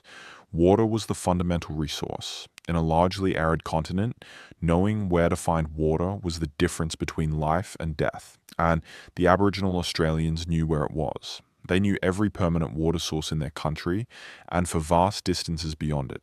They knew the seasonal water sources, the rock holes that filled with the rains and held water for months afterward, the places where digging in a dry creek bed would reveal water just below the surface of the sand. They knew the plants whose roots held significant quantities of water that could be accessed in an emergency. They knew the frogs who buried themselves in mud during the dry season, surrounding themselves with mucus cocoons to preserve their moisture, and who could be located and gently squeezed to extract the water stored in their bodies. They knew the dew that collected on certain plants in the early morning, and could be licked from leaves or collected with careful technique. They knew the trees whose hollows held rainwater after storms, and retained it long after the ground around them had dried. This depth of water knowledge was not merely practical, it was sacred. The waterholes and permanent water sources of the landscape were among the most significant sacred sites in most Aboriginal traditions. They were associated with powerful ancestral beings, and were understood as places of particular spiritual power and particular responsibility. Access to them was governed by law as well as by practical need. The great waterholes of the interior were maintained ceremonially, visited at prescribed times for prescribed reasons, and treated with a respect that reflected their genuine importance to the lives of everyone who depended on them. The food resources available across the continent were extraordinarily diverse. The popular image of Aboriginal food as consisting primarily of grubs and roots, an image that often carried a dismissive or condescending undertone in earlier European accounts, is a profound misrepresentation of a diet that was, by many nutritional measures, superior to the diets of most contemporary agricultural civilizations. Aboriginal people ate a wide variety of plant foods, including hundreds of species of seeds, nuts, roots, tubers, fruits, and berries. They ate a wide variety of animal foods, including mammals ranging from small rodents and possums to large kangaroos, birds of many species, and their eggs, reptiles, fish, shellfish, crustaceans, and insects. They ate insects that were rich in protein and fat, and that were available in concentrated quantities at predictable times and places. The total number of food species used across the continent is staggering in its diversity. One of the most remarkable achievements of Aboriginal food technology was the development and management of aquatic resources. Far from being purely nomadic hunter-gatherers who took what the land happened to offer, many Aboriginal communities in appropriate regions maintained sophisticated systems for harvesting fish and other aquatic foods that required substantial, multi-generational investment in infrastructure. The fish traps of Brewarina, in what is now northwestern New South Wales, are perhaps the most famous example of this kind of infrastructure. These extraordinary structures, known to the Ngemba people as Ngunu, consist of a complex series of stone walls and channels arranged in the bed of the Barwon River, creating a system of traps and holding pools that capture fish as they move upstream or downstream with the seasonal flows. The traps work with the natural movement of the river, concentrating fish at times when they are most abundant, and holding them in pools where they can be harvested as needed. The stones that form the walls were placed with considerable care and skill, and their arrangement reflects deep knowledge of water flow and fish behavior. The age of the Brewarina fish traps is difficult to establish precisely, but some estimates, based on the depth at which they are embedded in the river sediments and on other geological evidence, place their construction at 40,000 years or more, which would make them among the oldest human-built structures of any kind on Earth. They are not unique. Fish traps and weirs of various designs have been documented at numerous locations across the continent. But perhaps the most sophisticated example of traditional Aboriginal aquaculture was the system developed by the Gunditjmara people in what is now Western Victoria, in the wetlands around a place called Budjbim.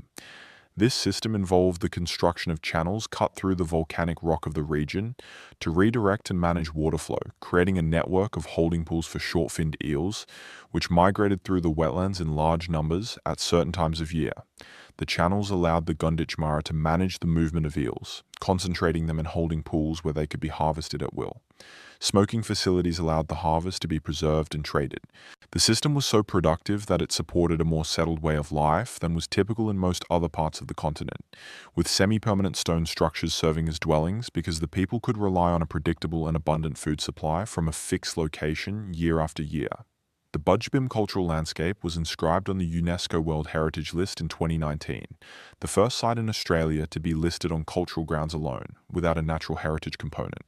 Its recognition reflects growing awareness of the sophistication and the antiquity of the engineering and the social organization it represents. Gathering plant foods required no less sophistication than fishing. The preparation of many traditional plant foods involved processes that were far from obvious and that required systematic knowledge to develop and transmit across generations. The processing of certain cycad seeds, for example, required soaking in water for days or even weeks to leach out the neurotoxins they contained, followed by careful drying and cooking. Done incorrectly or with insufficient care, psyched products could cause serious neurological harm. Done correctly, following the processing methods developed and refined over generations of careful experimentation and observation, they produced a nutritious and storable food that could support communities through periods when other resources were scarce. The overall result of this diverse and sophisticated food system was a diet that was, in normal times, nutritionally complete and varied, and that was, crucially, sustainable. Unlike agricultural systems, which often degrade the soil and deplete the natural productivity of the land over time if not carefully managed, the food practices of traditional Aboriginal societies were designed to maintain the productivity of the land indefinitely. Animals were not hunted to local extinction. Plants were harvested in ways that maintained their populations. The fish traps and eel channels were managed to ensure that enough breeding stock always remained in the system. The burning practices were calibrated to maintain overall diversity rather than to maximize the short-term harvest of any single resource. This was a food system designed to last, and for 60,000 years, it did. The knowledge of which plants in the Australian landscape could be safely eaten and how to prepare them was among the most important practical knowledge that any individual in a traditional Aboriginal community held. Australia has a higher proportion of toxic plant species than most other continents, the result of millions of years of evolutionary arms races between plants and the animals that eat them. Navigating this landscape safely required not just general caution, but specific detailed knowledge of each species that a person might encounter and wish to eat. This knowledge extended to an understanding of the conditions under which plants that were normally safe could become dangerous. Certain plants that were safe to eat at one stage of their growth were toxic at another. Certain plants that were safe in one season could accumulate toxins in another. Certain preparation methods that were effective for reducing toxins in one situation were inadequate in others. The knowledge required to navigate all of this complexity reliably, across hundreds of species and across all the seasonal and environmental variations that affected them, was not something that could be learned from a book or acquired in a few years. It was the accumulated wisdom of generations. Insect foods, which are sometimes treated as a curiosity or an extreme measure in modern accounts of Aboriginal diet, were in fact a regular and valued part of the diet in many regions. The honey from native bees, collected from hollow trees or rock crevices, was prized for both its sweetness and its caloric value. Witchetty grubs, which are the larvae of various insects found in the roots and wood of particular tree species, were identified, extracted, and eaten both raw and cooked, providing a rich source of protein and fat. In the high country of southeastern Australia, the bogong moth, which migrated in vast numbers to the alpine zone each summer, was harvested by communities who travelled specifically to feast on them. A single bogong moth contains a significant amount of fat and protein, and the moths accumulated in the millions in the rock crevices of the high country, where they could be collected in large quantities, cooked, and even preserved for later consumption. The management of hunting required knowledge not just of animal behavior, but of the sustainable yield of different animal populations. Communities that had lived in the same area for generations understood, from long observation, which animals could be taken regularly and in what quantities, and which required periods of reduced hunting to allow their populations to recover. This was not formal game management in the modern sense, but it was effective management embedded in cultural practices and in the social rules that governed when and where and what could be hunted, and it had maintained viable animal populations in the same areas over very long periods. The seasonal round, the movement of communities through their country in patterns that followed the availability of resources, was itself a form of resource management. By moving on when the resources of one area had been sufficiently used, communities allowed those resources to recover before the next visit. The pattern of movement was not fixed, but was responsive to conditions, adjusted in response to droughts or floods or other disruptions that altered the normal pattern of resource availability. The flexibility required for this kind of adaptive management was built into the social and cultural systems of Aboriginal communities, allowing them to respond to variability in ways that maintained overall sustainability even when individual seasons were difficult. Hands and stone pick up a stone in your imagination. Feel its weight, its hardness, its cold solidity against your palm. Now imagine that this stone, in the right hands with the right knowledge, could become an edge sharp enough to shave hair from skin, a point fine enough to tip a spear with precision, a surface smooth enough to grind seeds into fine flour, a hammer hard enough to split bone and release the rich marrow within. The stone was the primary material of human technology for the overwhelming majority of human prehistory, and the Aboriginal Australians, across 60,000 years of practice and refinement, were among its most accomplished workers on Earth. The stone tools of Australia's archaeological record span the entire time of human occupation of the continent. The earliest tools, found in sites like Majid Bebe, are what archaeologists call core tools and flake tools, produced by striking one stone against another to detach sharp-edged flakes. These are relatively simple in form, but require genuine skill to produce consistently and well, and the tools from the earliest levels of Majid Bebe are the work of people who understood stone, its grain and its fracture patterns and its properties, and knew how to shape it to their purposes. Over time, stone tool technology became more sophisticated and more diverse. One of the most significant developments, occurring perhaps 4,000 to 5,000 years ago and spreading across much of the continent, was the emergence of a new suite of small, finely made stone tools known as microliths. These small, geometrically precise pieces were made using a technique of careful, controlled flaking that required both considerable skill and a detailed understanding of the properties of different types of stone. The resulting pieces, with their standardized forms and sharp, regular edges, were hafted, attached using natural adhesives to wooden handles and spear shafts and other tools, greatly extending the range and effectiveness of the implements they became part of. Different stones were prized for different purposes, and the quality and availability of stone varied enormously across the continent. Some types of stone, particularly the fine-grained siliceous rocks like flint and chert, were highly prized for their ability to be shaped into extremely sharp and precise edges. These stones were sometimes traded over long distances from the quarries where they occurred to communities in territories that lacked suitable stone of their own. The movement of valued stone types across the continent is well documented in the archaeological record and speaks to the extensive trade and exchange networks that connected Aboriginal communities across vast distances. Wood was equally central to Aboriginal material culture. The boomerang, perhaps the most internationally recognized symbol of Aboriginal technology, is a wooden tool of considerable ingenuity that exists in many different forms. There are returning boomerangs, the kind most people picture, which were used primarily in hunting birds, thrown in a curved trajectory that brought them arcing back toward the thrower, startling flocks of birds into nets that had been carefully stretched across their flight paths in advance.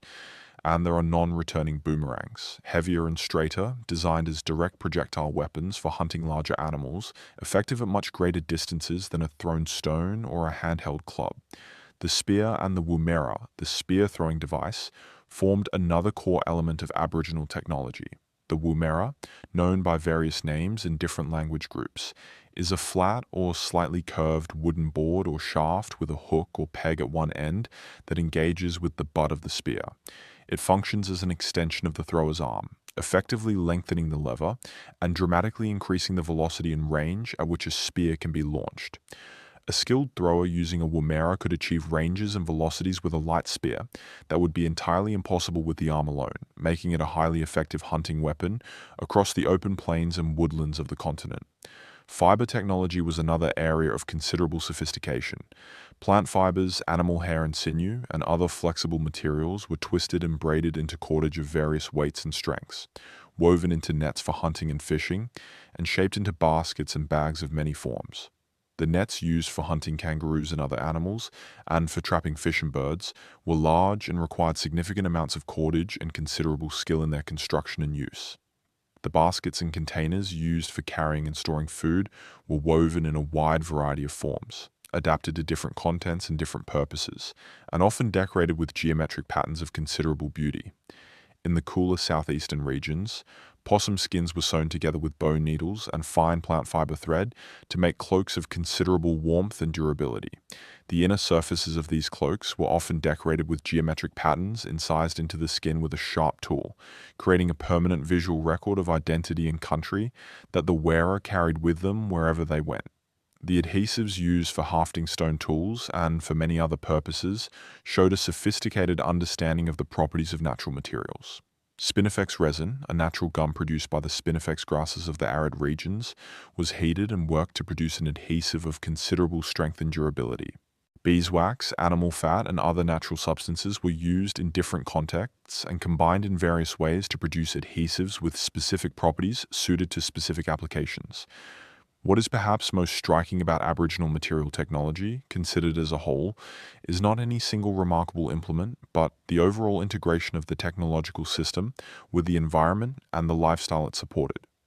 Every tool was made from materials available in the landscape, using knowledge accumulated over generations about the properties of those materials. Nothing was manufactured in excess of need. Nothing was made for its own sake as a demonstration of technical capability. Everything served a purpose, and the purpose was life, well and sustainably lived in relationship with the land. The Woomera, the spear thrower that extended the effective range and force of a thrown spear, represents one of the most elegant solutions to a mechanical problem that human ingenuity has produced. It works by effectively lengthening the arm of the thrower, adding a lever that dramatically increases the velocity at which the spear leaves the hand. A skilled thrower using a Woomera could cast a spear with sufficient force to penetrate thick hide at distances that would be impossible with the arm alone. The principle is the same one that underlies the atlatl, the throwing board found in various forms in cultures across the world, but the Australian Woomera, developed independently and refined over thousands of years, was among the most sophisticated versions of this technology anywhere on Earth. What made the Woomera particularly remarkable was its dual function.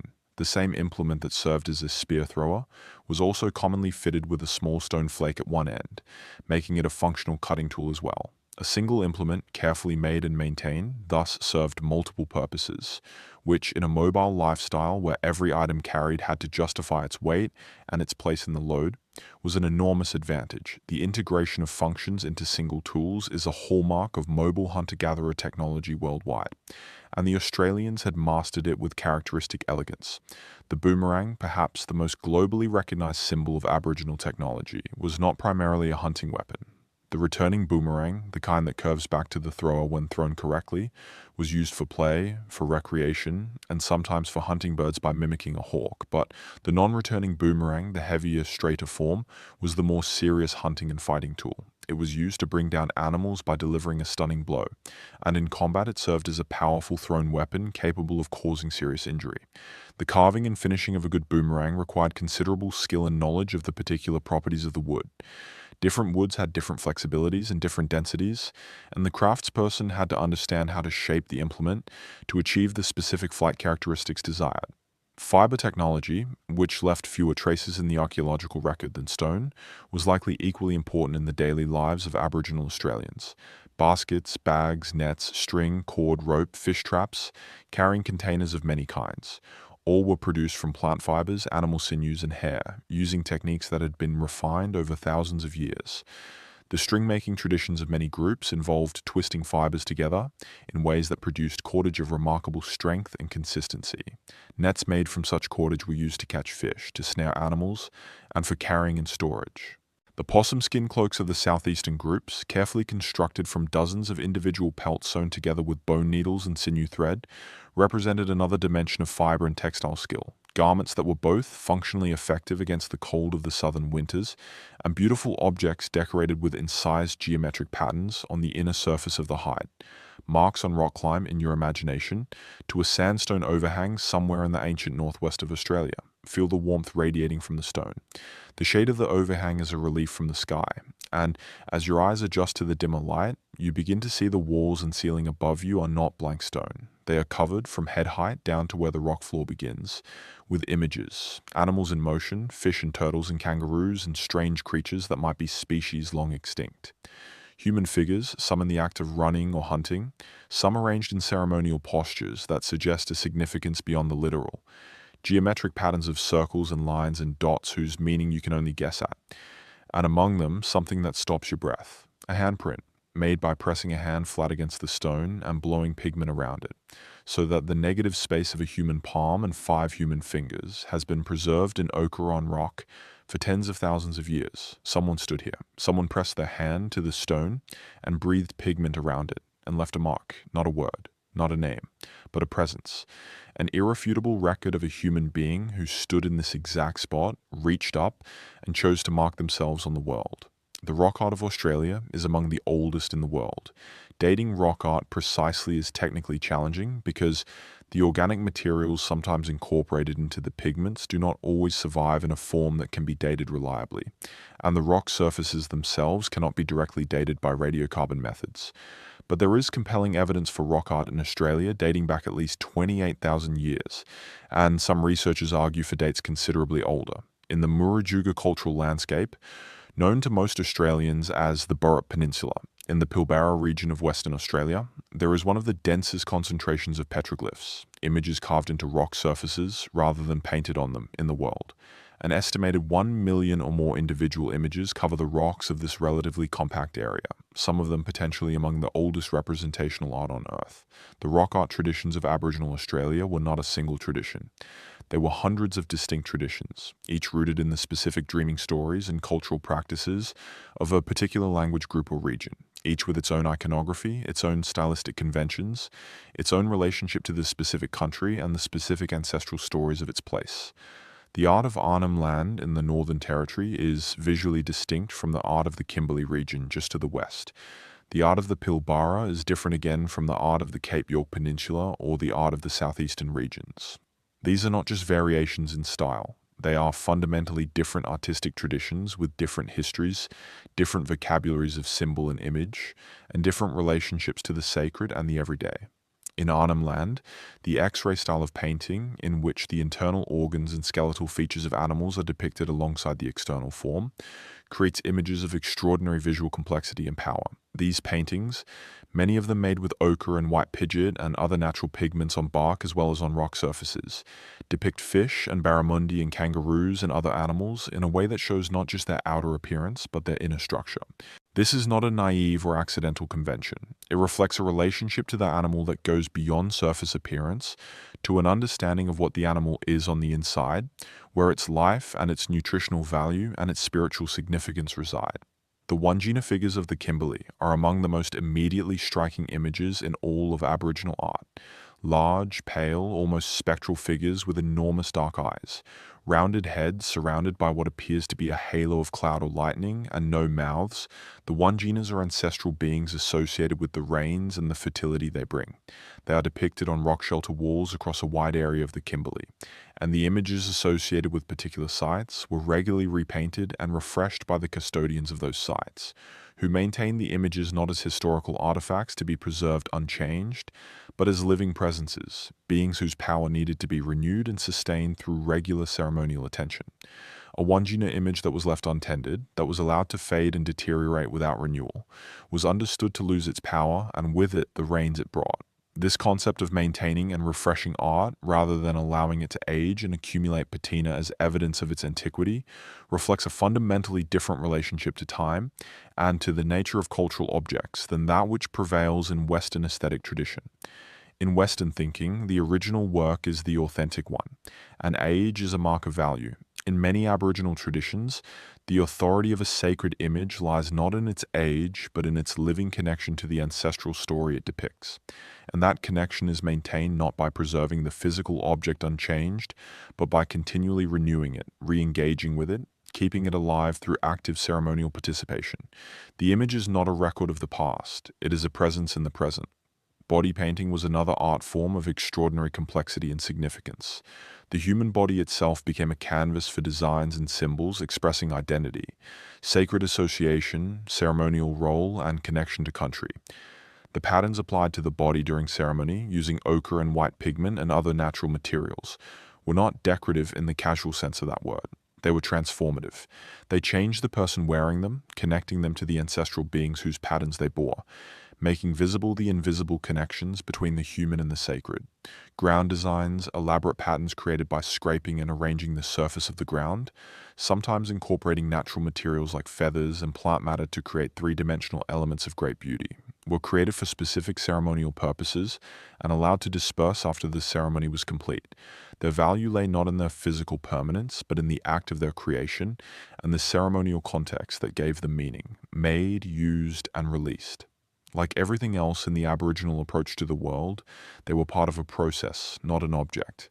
To walk through the rock art galleries of Australia, even in the very partial and imperfect way that a visitor is permitted to do, is to walk through a cultural record that no other form of surviving evidence can match.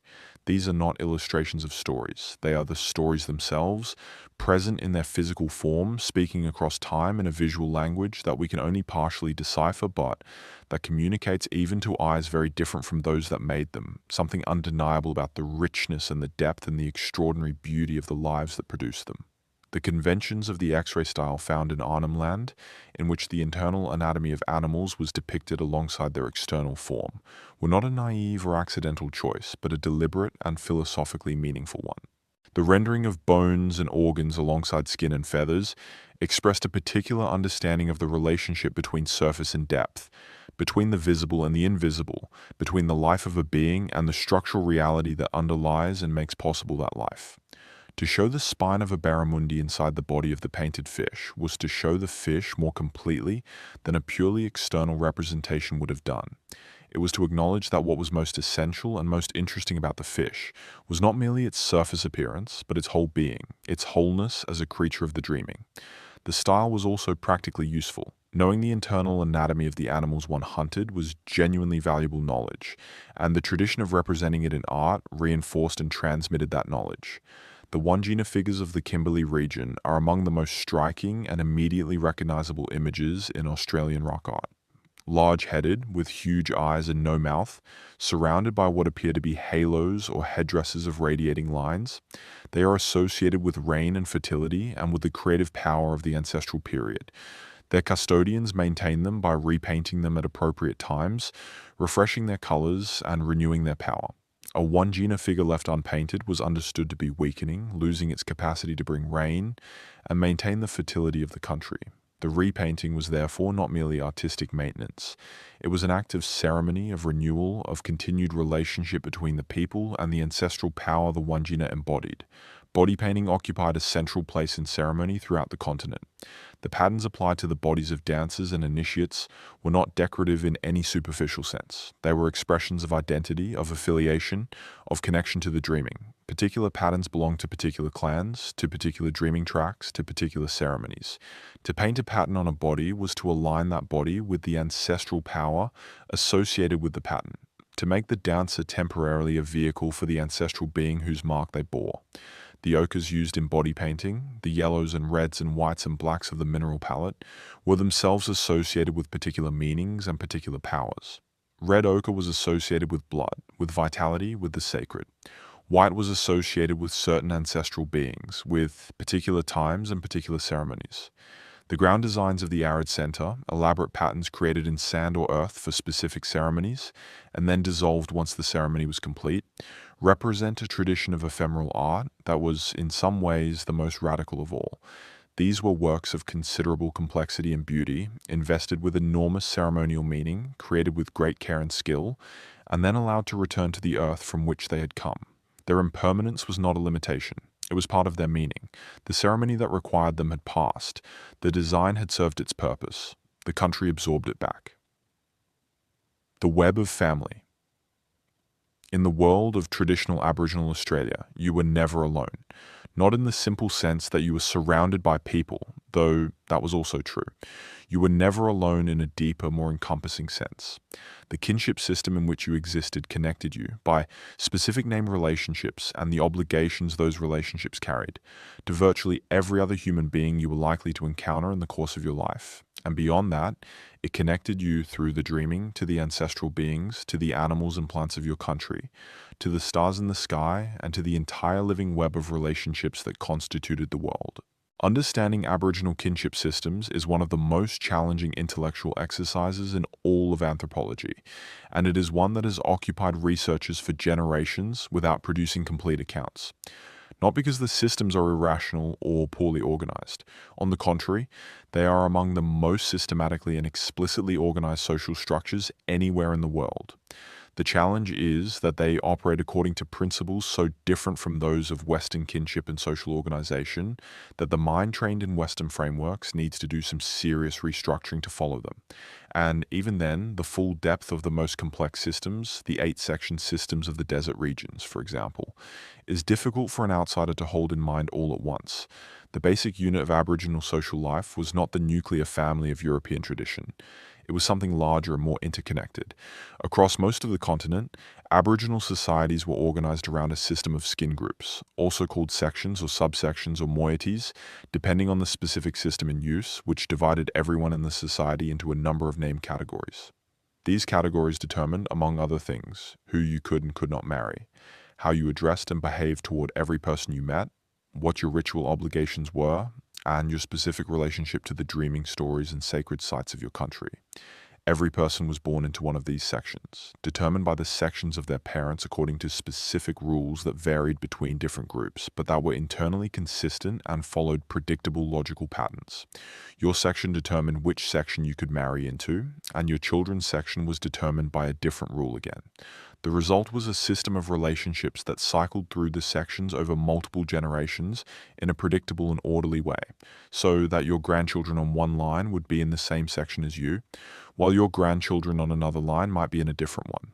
This might sound abstract until you consider its practical effects, which were profound and pervasive in daily life. When two Aboriginal people who had never met before encountered each other, whether in their own country or far from home, they would quickly determine through conversation which section each belonged to. Once they knew each other's sections, they knew immediately and precisely what their relationship was and what behavior was appropriate between them.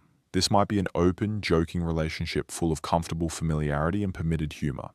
It might be a respectful but warm relationship characteristic of what Western culture might loosely call a grandparent and grandchild. It might be a relationship requiring formal avoidance, the kind of careful protocol maintained between certain categories of relative in many Aboriginal traditions. In a world without the established institutions of states and cities to provide frameworks for interaction between strangers, the kinship system provided an immediately applicable framework that structured every human encounter. The obligations that came with kinship went far beyond the regulation of social interaction. They governed the distribution of resources. Food, particularly large animals that had been killed in a hunt, was distributed according to kinship rules that prescribed which portion went to which category of relative in a prescribed order. This system ensured that the products of individual effort were shared across the community, rather than being monopolized by the individual or the immediate family who had obtained them. It created a network of mutual obligation and support that functioned as a powerful social safety net. In a world where food availability was variable and individual fortune in the hunt could be unpredictable, the obligation to share and the right to receive a share from others was a fundamental economic institution, as important to survival as the skills of hunting and gathering themselves. Kinship also governed ceremony. Different skin groups had different roles in different ceremonies. Some people were performers, responsible for the physical enactment of the sacred drama. Some were organizers, managing the logistics of a ceremony that might involve hundreds of people from many different communities coming together. Some were witnesses, whose presence gave validity to the proceedings. Some held custodianship of specific sacred objects or sacred songs, whose use in the ceremony was their particular responsibility. The distribution of ceremonial roles and responsibilities across the skin group system meant that ceremony required the cooperation of the whole community, and that no single group or individual could monopolize the sacred and the ceremonial. It was, by design, a collective enterprise. The elders, the most senior men and women of the community, were not elders by virtue of their biological age alone. Seniority in traditional Aboriginal society came from the depth of ceremonial initiation one had achieved, and the breadth of knowledge one held and had demonstrated the wisdom to use well. A person who had been through all levels of initiation, who had been entrusted with the deepest sacred knowledge their tradition held, who had demonstrated over a lifetime the judgment and the restraint and the compassion to hold and apply that knowledge in the service of the community, was a genuine authority in the deepest sense. Not a political authority in the way modern systems tend to understand power, but a moral and intellectual authority, whose guidance was sought and respected in matters affecting the community. Decision-making in traditional Aboriginal society was generally not hierarchical in the way most modern political systems are organized. There was no permanent chief, no single authority figure whose word was final law. Significant decisions affecting the community were generally made through discussion and the building of consensus, with the elders playing a central role in guiding the discussion toward resolution in a way that was acceptable to everyone involved. This process could be slow. It required patience, skill in negotiation, and a willingness to listen carefully to every perspective before moving toward resolution. But it produced decisions that the whole community had a stake in and a commitment to, because everyone had had the opportunity to contribute. The result of all of this, of the kinship system with its precise categories and its clear obligations, the sharing practices with their economic security, the ceremonial roles with their distributed responsibilities, and the elder-guided consensus was a social fabric of extraordinary resilience. A fabric that had held, in its essential form, across 60,000 years of change in the natural world. A social fabric flexible enough to accommodate enormous regional diversity and particular enough to give every individual within it a clear identity, a clear place in the world, and a clear set of relationships that connected them to everyone and everything around them. You were never alone. The obligations that the kinship system created were not merely social conventions. They were understood as moral realities of the most fundamental kind, as binding as gravity. A person who failed to meet their obligations to their kin was not simply being impolite or unhelpful. They were violating a fundamental principle of the order of things, a principle as basic as the obligation to eat or breathe. The seriousness with which these obligations were taken was what made them functional as a social system. In a world without formal legal institutions, without police or courts or written contracts, the web of kinship obligation was the framework that held communities together and made cooperative life possible. The system also had an important role in regulating access to resources and in ensuring that periods of abundance were shared rather than hoarded. When one family or one group had more food than they could immediately use, the kinship obligations that connected them to other families and other groups ensured that the surplus moved through the network rather than accumulating in one place. This was not charity in the Western sense, a voluntary act of generosity. It was obligation, as binding as any contractual requirement. The family that received food in one season would be expected to provide it in another. The system created a form of distributed food security that was well adapted to environments where abundance and scarcity were patchily distributed both in space and time. The role of elders in this system was indispensable. Elders held the deepest knowledge, the most complete understanding of the kinship system and its implications, the most extensive ceremonial authority, the most thorough acquaintance with the country and its resources. Their authority was not coercive in the way that political authority in many other societies has been. They did not command through force or through legal sanction. They guided through knowledge and through the weight of accumulated experience, through the authority of wisdom recognized and respected by those who had not yet acquired it. Young people who had not undergone the full sequence of initiation ceremonies had access only to the outer layers of cultural knowledge. The deeper knowledge, the sacred knowledge that underpinned the most fundamental aspects of the culture's relationship with the dreaming, was reserved for those who had earned the right to receive it through long years of demonstrated commitment and appropriate behavior. This layering of knowledge was not mere gatekeeping. It served important functions. It ensured that the most powerful and sacred knowledge was held by those with the experience and the judgment to use it responsibly. It created a structure of aspiration and of achievement, a path through life in which each stage of initiation opened new dimensions of understanding and new dimensions of responsibility. And it created a form of social memory that was distributed across the members of the community in complementary and mutually supporting ways, so that the full body of knowledge required for life in the country was held collectively, even though no individual possessed all of it. A world in motion. The world of 65,000 years ago was not the world of the present, and the 65,000 years between them were not a period of stasis in which people lived in a fixed and unchanging landscape. The world that the first Australians inhabited changed around them, dramatically and repeatedly, and the people changed with it. The most dramatic physical change in the world of Australia during the period of human occupation was the end of the last ice age and the subsequent rise in sea levels. At the peak of the glacial maximum, approximately 20,000 years ago, sea levels around the Australian continent were between 100 and 120 meters lower than they are today. This meant that vast areas of what is now the shallow sea floor around the continent were, at that time, dry land. The total land area of Australia was considerably larger than it is today. The continental shelf around Australia, particularly in the north and northwest, was all above water. What is now the shallow Arafura Sea between Australia and New Guinea was largely dry land. The Bass Strait, which today separates mainland Australia from Tasmania, did not exist. Tasmania was connected to the mainland by a broad land bridge across which people walked freely. Then, beginning roughly 18,000 years ago, and accelerating significantly from around 10,000 years ago, as the great ice sheets of the northern hemisphere melted and their water flowed into the oceans, sea levels began to rise. Slowly at first, then at times quite rapidly. The rise was not entirely even or steady. There were periods of faster change and periods when it slowed or even temporarily reversed. But over millennia, the sea advanced inexorably. The low-lying coastal plains that had been inhabited and managed and known and named for thousands of years were inundated one by one. The land bridges were drowned. The island of Tasmania was separated from the mainland for the first time in human memory, cutting off its population from the continent to the north. For the people who lived on those coasts, this was not a geological abstraction viewed from a safe distance.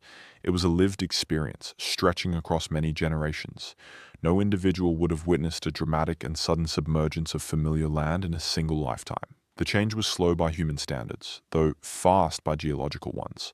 But over generations, coasts that grandparents had walked and fished and gathered from were underwater by the time grandchildren were born. The geography of the country was changing. Water holes changed. River mouths shifted. New islands emerged where there had been peninsulas. The songlines and the stories that encoded geographical knowledge were continuously updated to reflect a world that was literally changing beneath the people's feet. There is evidence in the oral traditions of some Aboriginal communities of memories of a time when sea levels were lower, stories of a time when the land extended further out into what is now the sea, stories of landscapes now beneath the water, of features now drowned that were once significant places. If genuine, these stories represent an extraordinary act of cultural memory, preserving information across thousands of years and many generations through the very same system of oral transmission that preserved everything else the culture knew. The possibility that human oral tradition can preserve accurate geographical information across 10,000 years is, for many Western scholars, astonishing. But for cultures built on the premise that accurate transmission of knowledge across time is the most important obligation of every generation, it is perhaps less surprising. The great extinction of the Australian megafauna is another major change that occurred within the period of human occupation. When the first humans arrived, they found a continent populated by animals unlike anything their ancestors had encountered before. Diprotodon, the largest marsupial that ever lived, resembled an enormous wombat, grazing on the vegetation of the floodplains. Procoptodon, the giant kangaroo, stood over 2 meters tall with a shortened face unlike modern kangaroos. Thylacoleo, the marsupial lion, was a powerful predator with shearing teeth designed to cut through flesh and bone. Giant flightless birds called mihirongs roamed the open country. Megalania, an enormous goanna reaching perhaps 7 meters in length, was the largest land lizard in the history of the world. These animals were gone by somewhere between 46,000 and 40,000 years ago, their extinction falling clearly within the period of human occupation of the continent. The precise cause of their disappearance has been debated intensely among researchers for decades. The two main explanations advanced have been human hunting and climate change. Most current research suggests that both played a role, with human hunting providing the critical additional pressure that tipped populations already stressed by climate changes into extinction. The megafauna of Australia, having evolved over millions of years in complete isolation from human hunters, had no innate fear of human beings. They were naive prey, easily approached and killed. Even relatively low levels of hunting pressure on large, slow-reproducing species can drive populations to collapse over centuries. For the people living through this period, the gradual disappearance of the great animals was a fundamental restructuring of the world they knew. The landscapes they moved through changed in character without the megafauna that had shaped them. The ecological relationships among the surviving species were altered, and the people adapted, as they always had, adjusting their practices and their knowledge to reflect the changed world. They had been doing this, after all, for tens of thousands of years, adapting to a world that never held still, and across all the changes, the essential things held: the knowledge, the ceremony, the kinship, the song, the relationship between people and country, which was, in the end, the one thing that everything else depended on. The extinction of the megafauna, whatever its ultimate causes, had profound consequences for the ecology of the continent and for the human cultures that lived within it. The large herbivores that had maintained certain kinds of vegetation were gone. The large predators that had kept populations of medium-sized herbivores in check were gone. The ecosystems that remained were different from the ecosystems that had existed before, and the human beings who lived in them had to adapt, as they always had, to the new conditions. One response to this changed ecology was the development of fire stick farming, the systematic use of fire to manage vegetation in ways that promoted the growth of food plants and maintained the open habitats that many animals preferred. In the absence of large megafaunal grazers, fire may have taken on an even more important role in maintaining the mosaic of different habitat types that maximized ecological diversity and food availability. The separation of Tasmania from the mainland, as rising seas filled the land bridge perhaps 12,000 years ago, created a natural experiment in cultural evolution. The Tasmanian Aboriginal peoples, cut off from the mainland, developed along a distinct trajectory. By the time Europeans arrived, certain technologies present on the mainland were absent in Tasmania. This has sometimes been misread as cultural loss or regression. A more nuanced reading recognizes that the Tasmanians were adapting their cultural toolkit to the specific demands of Tasmanian environments and ecology, with different priorities and different solutions to different problems. The flooding of the continental shelf was not merely a geographical event, it was one of the most consequential things that happened to Aboriginal Australians in the long span of their history. Country was lost, productive coastal and riverine environments disappeared beneath the sea. Communities were displaced. The memory of these events persisted in oral tradition over thousands of years, in stories that describe times when the coast was further away, when country now underwater was lived in and known and beloved. These stories, some describing specific submerged geographic features, represent one of the longest sustained traditions of oral historical transmission anywhere on Earth. The roads between people. No community of Aboriginal Australians, no matter how self-sufficient within its own country, lived in complete isolation from its neighbours. Across the continent, communities were connected by networks of exchange and relationship that carried not only goods, but information, ceremony, song, story, and the people themselves on regular journeys between regions separated by great distances. These networks are sometimes described as trade routes, though the word trade does not fully capture their nature. In most cases, the movement of goods between Aboriginal communities was embedded in relationships of kinship and ceremony and obligation, rather than in the purely transactional logic of exchange of equivalents. You gave to your relatives because you were obligated to share with them, and you received from them for the same reason. The movement of objects through the landscape was a movement through a web of social relationships, and the objects themselves carried meaning and significance beyond their practical function. A particular stone axe that had passed through many hands carried with it something of the relationships it had helped to sustain. Certain materials were found only in certain places, and communities that lacked access to those materials depended on their network of connections to obtain them.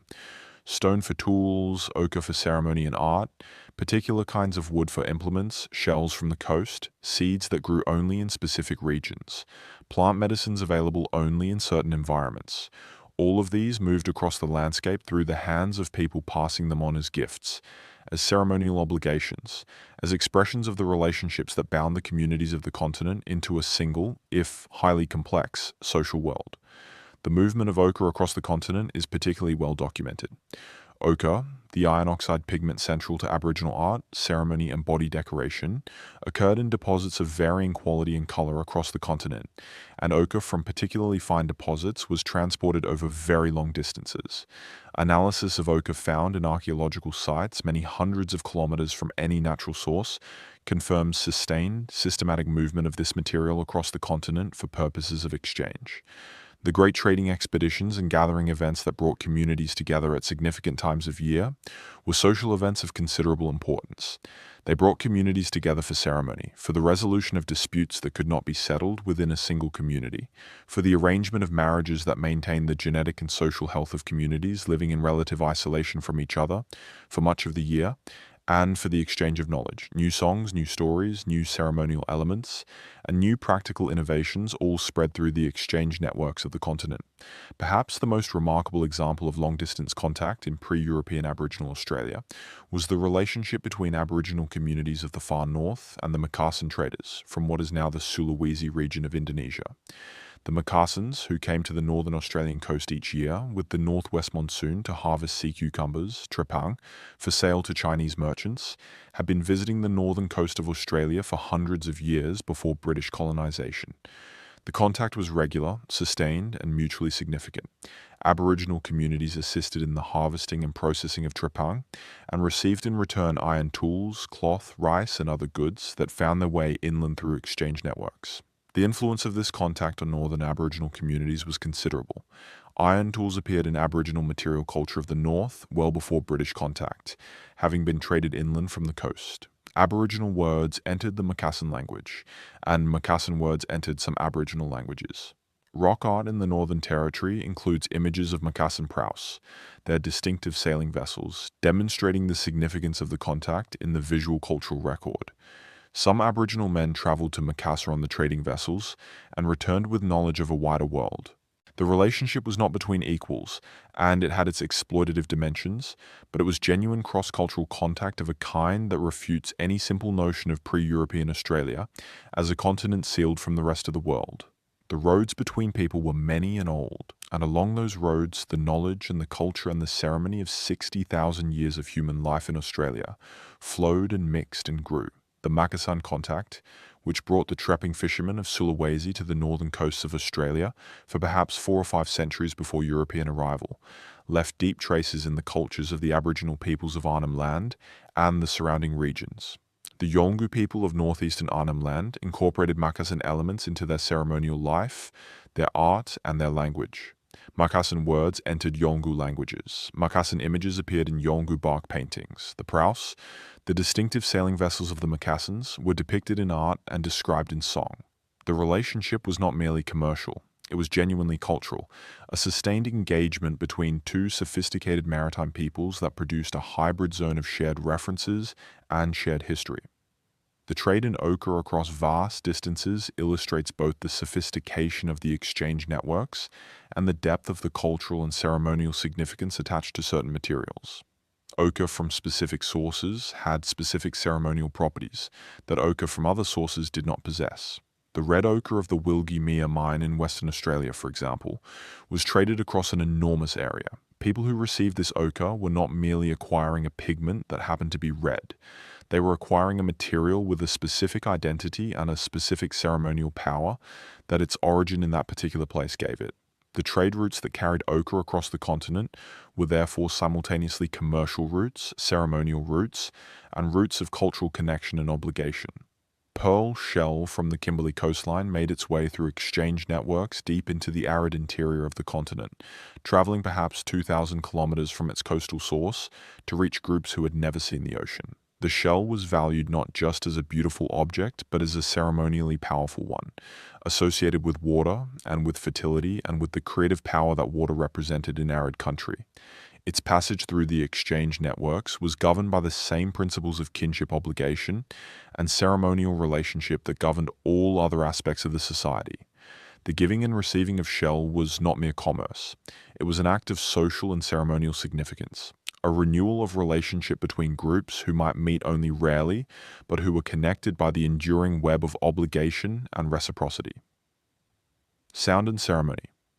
Close your eyes now, if they are not already closed, and imagine a sound coming to you across the dark, deep, resonating, circular in quality, a sound that seems to come not from a single point, but from everywhere at once.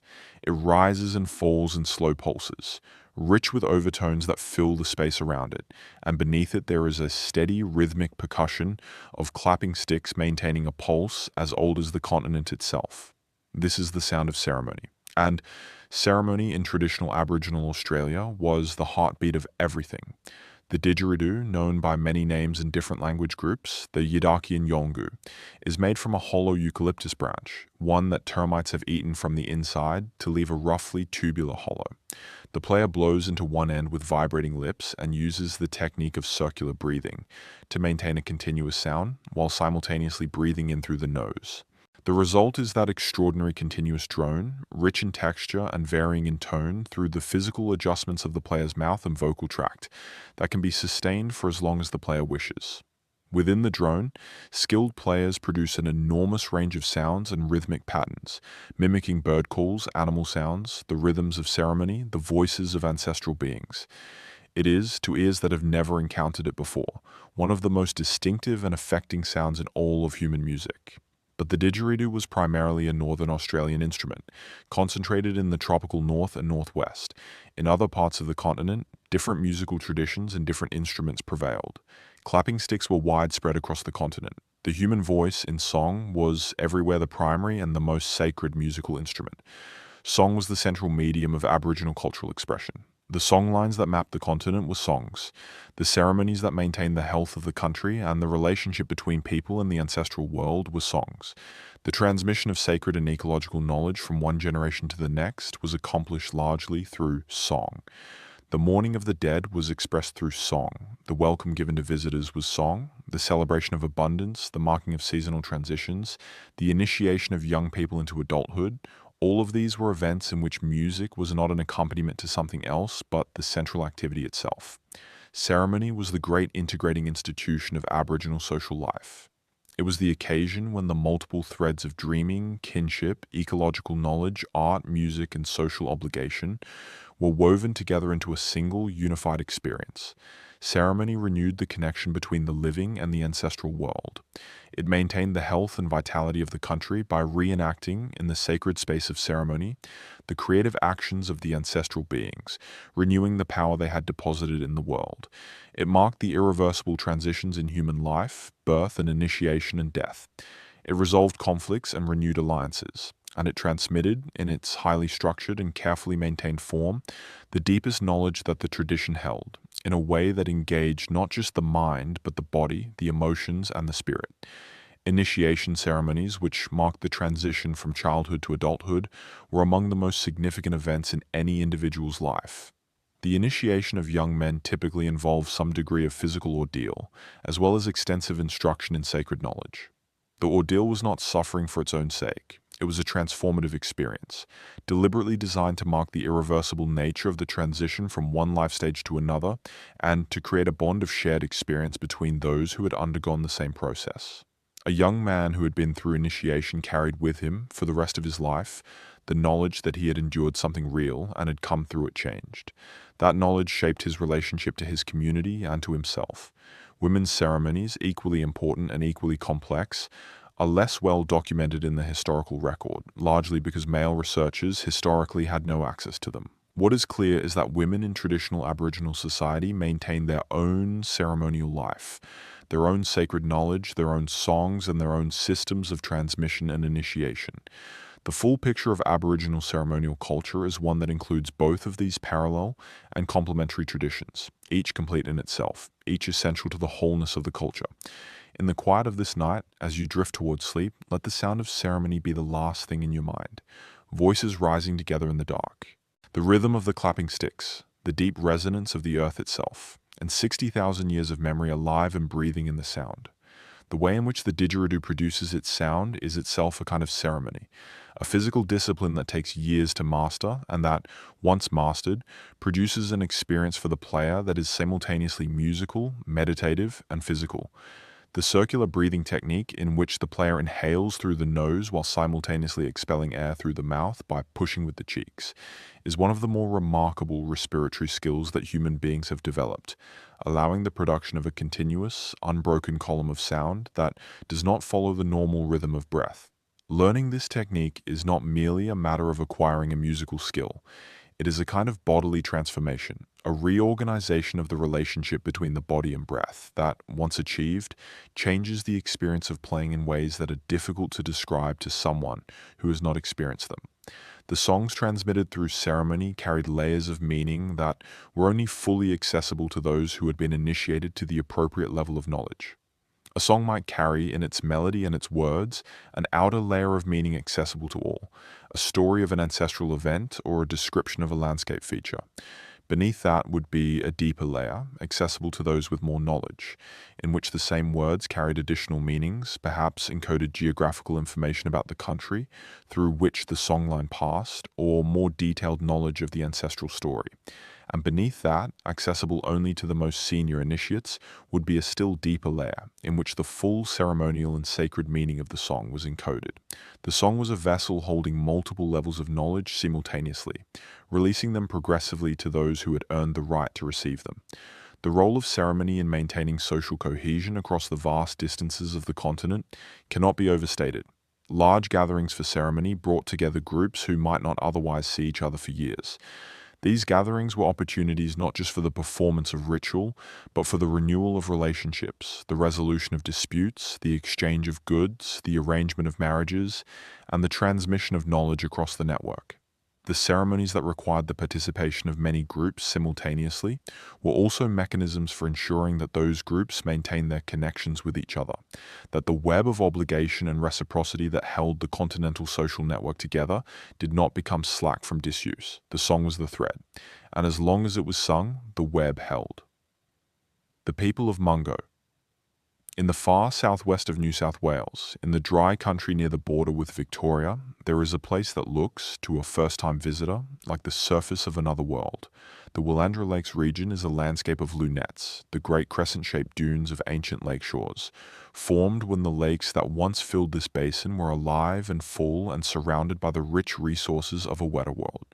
The lakes dried up long ago as the climate of the interior became drier following the last ice age, but their ghost remains in the landscape, in the curving lines of old shore dunes, and in the exposed sediments that preserve, like a library written in layers of ancient mud and sand, a record of the human life that once existed here. In 1969, a geomorphologist named Jim Bowler was surveying the Willandra Lakes region when he noticed something eroding from the surface of a lunette at Lake Mungo. What he had found were the remains of a human being, a woman cremated. The cremation had taken place approximately 42,000 years ago, making this individual, known as Mungo Lady, the oldest known example of human cremation anywhere in the world. In 1974, Bowler found more remains at the same site. A man, known as Mungo Man, buried with his body sprinkled with red ochre. His age was eventually determined to be approximately 42,000 years as well. The Mungo finds are among the most significant archaeological discoveries in the history of the study of our species. They tell us that the people who lived here 42,000 years ago were already performing elaborate mortuary rituals. They were cremating their dead, an act that requires sustained fire of considerable intensity, and that implies a set of beliefs about death and about the appropriate treatment of the deceased. They were burying their dead with ochre, a symbolic act whose precise meaning we cannot recover, but that clearly reflects a belief about the significance of the dead person, and about what should accompany them into whatever state followed death. These were people with a rich inner life, with beliefs about death and the world beyond it, with practices of mourning and respect for those they had loved and lost. In these respects, they were entirely our equals. Indeed, the mortuary practices of the Mungo people predate comparable evidence of similar practices from elsewhere in the world, placing Australia among the places where the depth of human spiritual capacity in the deep past is most clearly and most movingly visible. The footprints found at another location in the Willandra Lakes, 20,000 years old, are something else that stops the breath. A group of people, men, women, and children, moving across a mudflat, some of them running, one apparently carrying something. The impressions they left in the soft sediment were preserved by the subsequent drying of the lake surface, and they survived for 20,000 years until they were found and documented. People walked here, people ran here. Children moved here through the world, small feet pressing into the mud of a shoreline that is now dry desert. They were us. In every way that matters, they were us. The traditional custodians of the Willandra Lakes, the Pakenchi, Ngiyampaa, and Muthi Muthi peoples, are the living descendants of the people who walked those shores. After a long and sometimes difficult process of negotiation with research institutions, the remains of Mungo Lady and Mungo Man have been returned to their country. They rest now at Lake Mungo, in the care of the communities who have always been responsible for that place. It is where they belong. The people who lived at Lake Mungo were not primitive or simple. The evidence of their burials alone is enough to establish that. The care with which Mungo Lady was cremated and her remains gathered and interred, the deliberate application of ochre to Mungo Man's body before burial. These were the acts of people with rich inner lives, with ceremony, with belief in something that extended beyond the immediate and the visible. They were the acts of people who thought about death and what it meant, who felt the loss of their companions and marked that loss with ritual. They were, in the deepest sense of the word, human. The footprints preserved at Willandra Lakes, a trackway of fossilized impressions left by people walking across a clay pan perhaps 20,000 years ago, add another dimension to the site's extraordinary richness. These are not abstractions, not artifacts, not cultural residues interpreted through inference. They are the actual impressions of actual feet, left by actual people, preserved by the chance of drying mud and calcification. Among them, researchers have identified what appears to be the one-legged trackway of a person moving with remarkable speed across the surface, indicating an individual who had lost a limb but who had adapted to this with sufficient skill to travel effectively. This tells us something not just about individual human resilience, but about the community that person belonged to.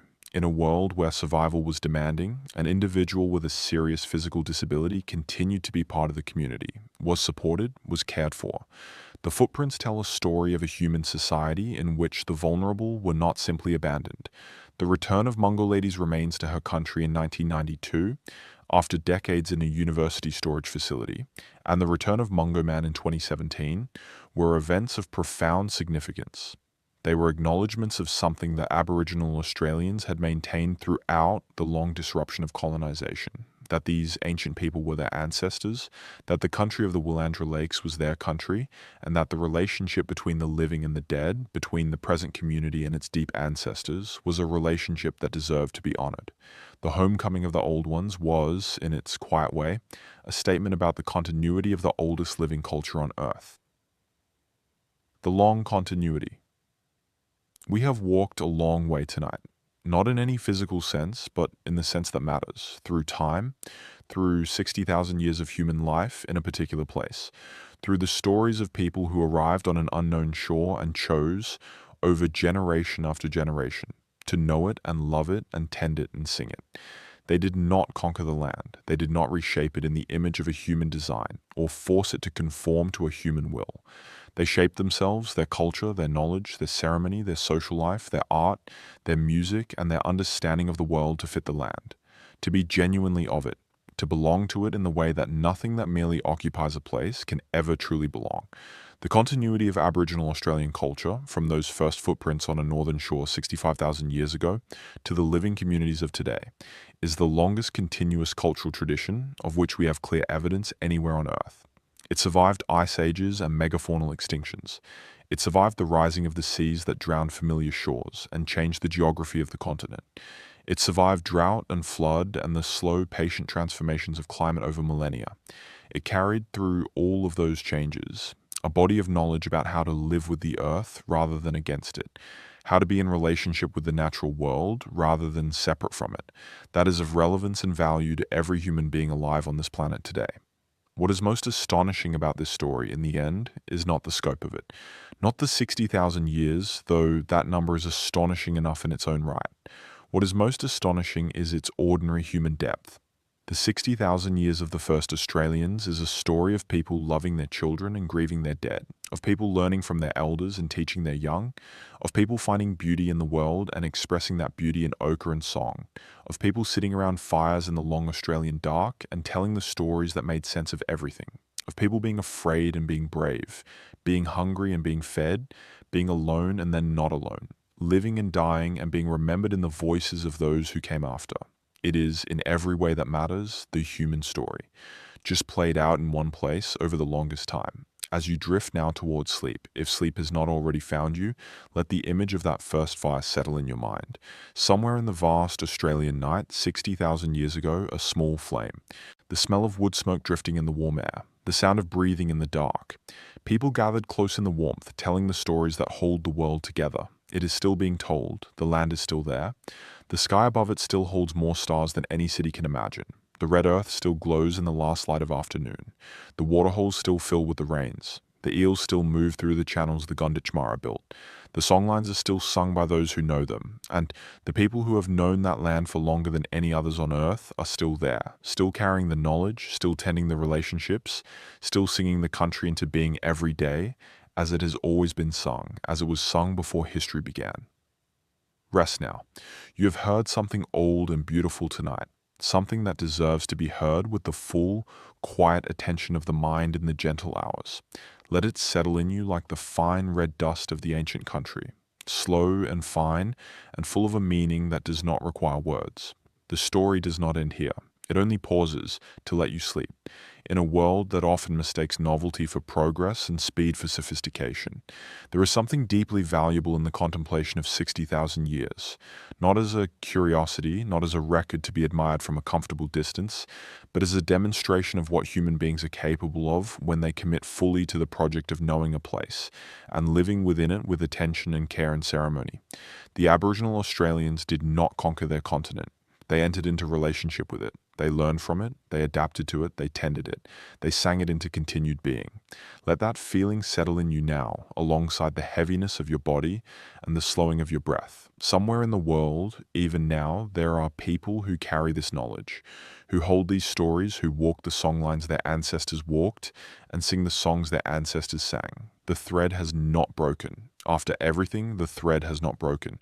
And in the carrying of that thread, in the extraordinary tenacity of a culture that has endured longer than any other, there is something that belongs to all of us, something that reminds us what we are capable of when life is undertaken with seriousness and love and deep attention to the living world.